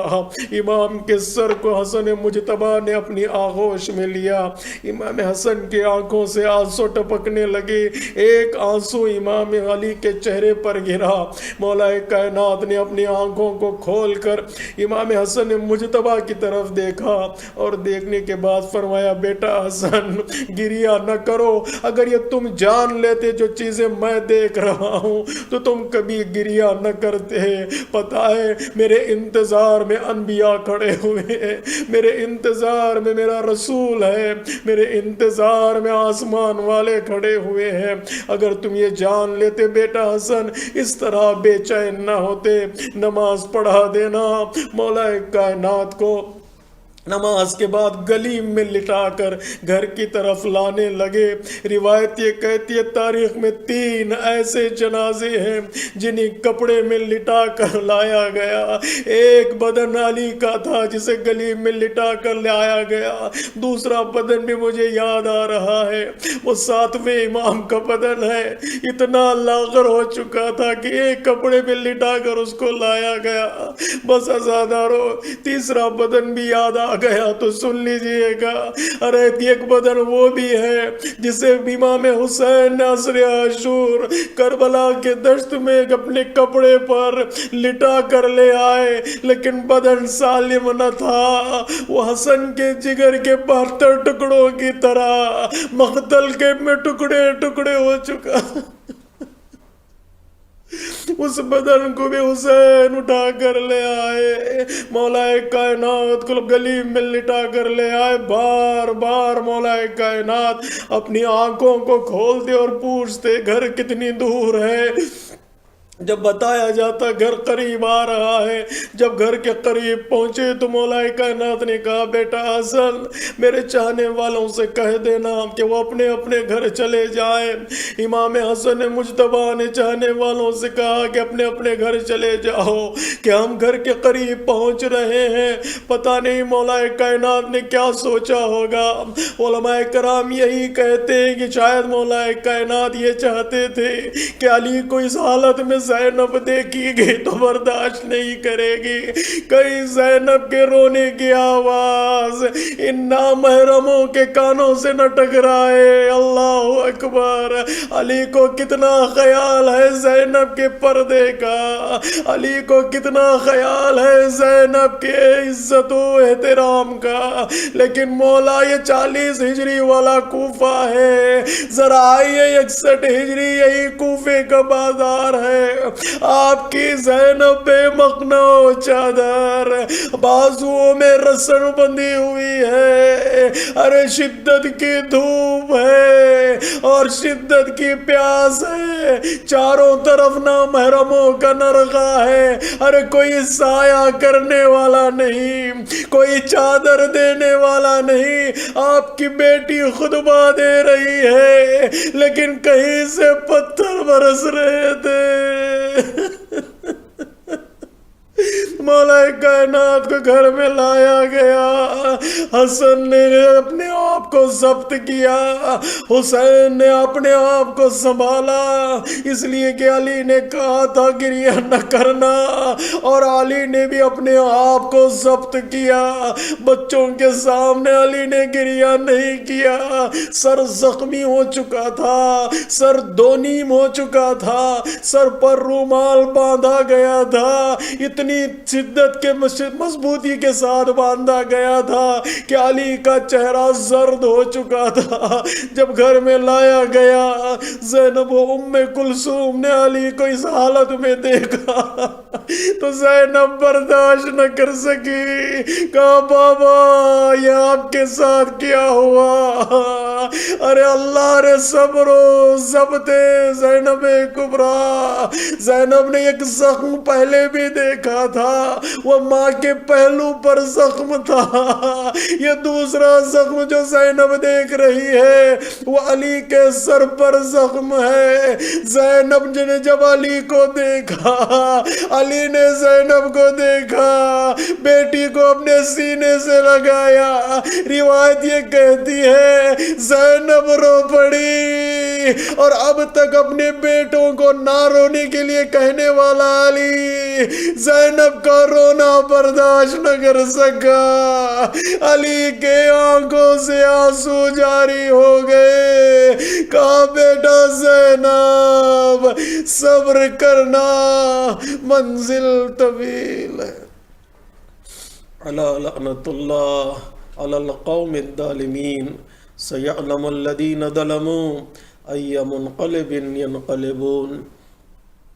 السلام علیک یا ابا عبداللہ وعلی الارواح التي حلت بفنائک، علیک منی سلام اللہ ابدا ما بقیت وبقی اللیل والنہار، ولا جعلہ اللہ آخر العہد منی لزیارتکم۔ السلام علی الحسین وعلی علی بن الحسین وعلی اولاد الحسین وعلی اصحاب الحسین۔ السلام علیکم ورحمۃ اللہ وبرکاتہ۔ حسین یا حسین یا حسین، نوحہ گناہ ہے زینب مضطر، علی کے بعد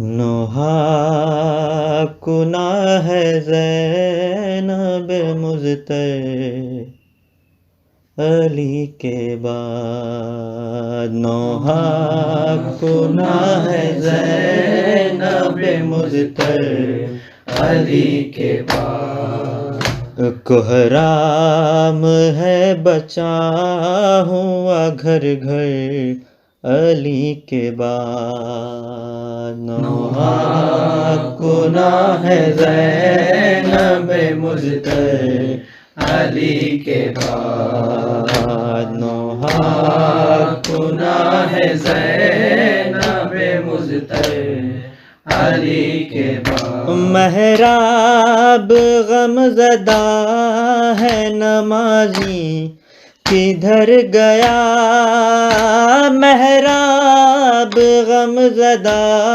ہے نمازی کدھر گیا ویران ہے رسول کا منبر علی کے بعد نوحہ گناہ ہے زینب مضطر علی کے بعد نوحہ گناہ ہے زینب مضطر بیوائے اور یتیم رہے انتظار میں بیوائے اور یتیم رہے انتظار میں کتنے غریب بیٹھے تھے در پر علی کے بعد نوحہ گناہ ہے زینب مضطر علی کے بعد نوحہ گناہ ہے زینب مضطر علی کے بعد کس دل سے اب حسین پڑھیں گے نماز عید کس دل سے اب حسین پڑھیں گے نماز عید مسجد میں جا کے روئیں گے شبر علی کے بعد نوحہ گناہ ہے زینب مضطر علی کے بعد نوحہ گناہ ہے زینب مضطر علی کے بعد کلثوم اپنے بابا کو جی بھر کے دیکھ لو کلثوم اپنے بابا کو جی بھر کے دیکھ لو سحری نہ ایسی ہوگی میسر علی کے بعد نوحہ گناہ ہے زینب مضطر علی کے بعد نوحہ گناہ ہے زینب مضطر علی کے بعد زینب کی زندگی میں نہ آئی کوئی خوشی زینب کی زندگی میں نہ آئی کوئی خوشی بکھرا کچھ اس طرح سے مقدر علی کے بعد نوحہ گناہ ہے زینب مضطر علی کے بعد نوحہ گناہ ہے زینب مضطر علی کے بعد عباس رو رہے تھے سنبھالے ہوئے علام عباس رو رہے تھے سنبھالے ہوئے علام گھر میں تھا ایک حرش کا منظر علی کے بعد نوحہ گناہ ہے زینب مضطر علی کے بعد نوحہ گناہ ہے زینب مضطر علی کے بعد زینب یہ کہہ کے سوئے مدینہ چلی ظفر زینب یہ کہہ کے سوئے مدینہ، چلی ظفر ہم کیا کریں گے کوفے میں رہ کر علی کے بعد، نوحہ گناہ ہے زینب مضطر علی کے بعد، نوحہ گناہ ہے زینب مضطر علی کے بعد۔ مومنو ہے در کرار کا ماتم کر لو، مومنو ہے در کرار کا ماتم کر لو، پر محمد کے علمدار کا ماتم کر لو، مومنو ہے در کرار کا ماتم کر لو، خاک اڑاؤ کہ علی شیر خدا مارے گئے، بازوئے احمد مختار کا ماتم کر لو، مومنو ہے در کرار کا ماتم کر لو، جو کہ پانچوں میں بھی ہے 12 اماموں بھی ہے، سارے نبیوں کے مددگار کا ماتم کر لو، مومنو ہے در کرار کا ماتم کر لو، مل کے جبریل کے اس داد کا پرسا دے دو، صاحب دلدل و تلوار کا ماتم کر لو، مومنو ہے در کرار کا ماتم کر لو، اپنے قاتل کو دیا جس نے کہ جام شیرین، سارے نبیوں کے سردار کا ماتم کر لو، مومنو ہے در کرار کا ماتم کر لو، مومنو ہے در کرار کا ماتم کر لو۔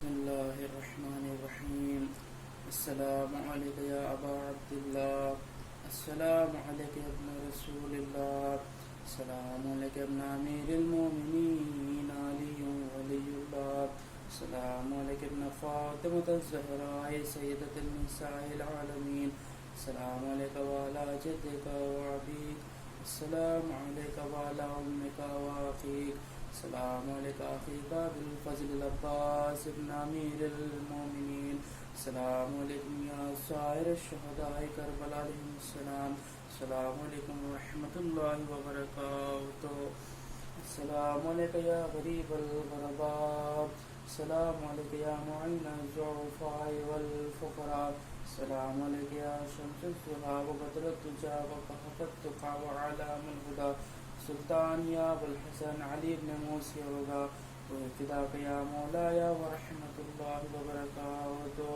السلام علیکم یا فاطمہ المدفونۃ بارزخم ورحمۃ اللہ وبرکاتہ، السلام علیکم یا صاحب العصر والزمان، الامان الامان الامان، السلام علیکم یا خلیفۃ الرحمن، السلام علیکم یا شریک القرآن، السلام علیکم امام زماننا ھذا، عجل اللہ تعالی فرجک وسهل اللہ مخرجک وظہورک ورحمۃ اللہ وبرکاتہ، نعرہ صلوات، اللہم صل علی محمد وعلی محمد وعجل القرآن۔ انشاءاللہ اگلی مجلس کل صبح 5 بجے اسی چینل پہ پریمیئر ہوگی۔ آپ سے گزارش ہے کہ آپ اس چینل کو سبسکرائب کر لیں، جس میں اگلی مجلس ہونے پر آپ کو اس کا نوٹیفیکیشن مل جائے۔ شکریہ۔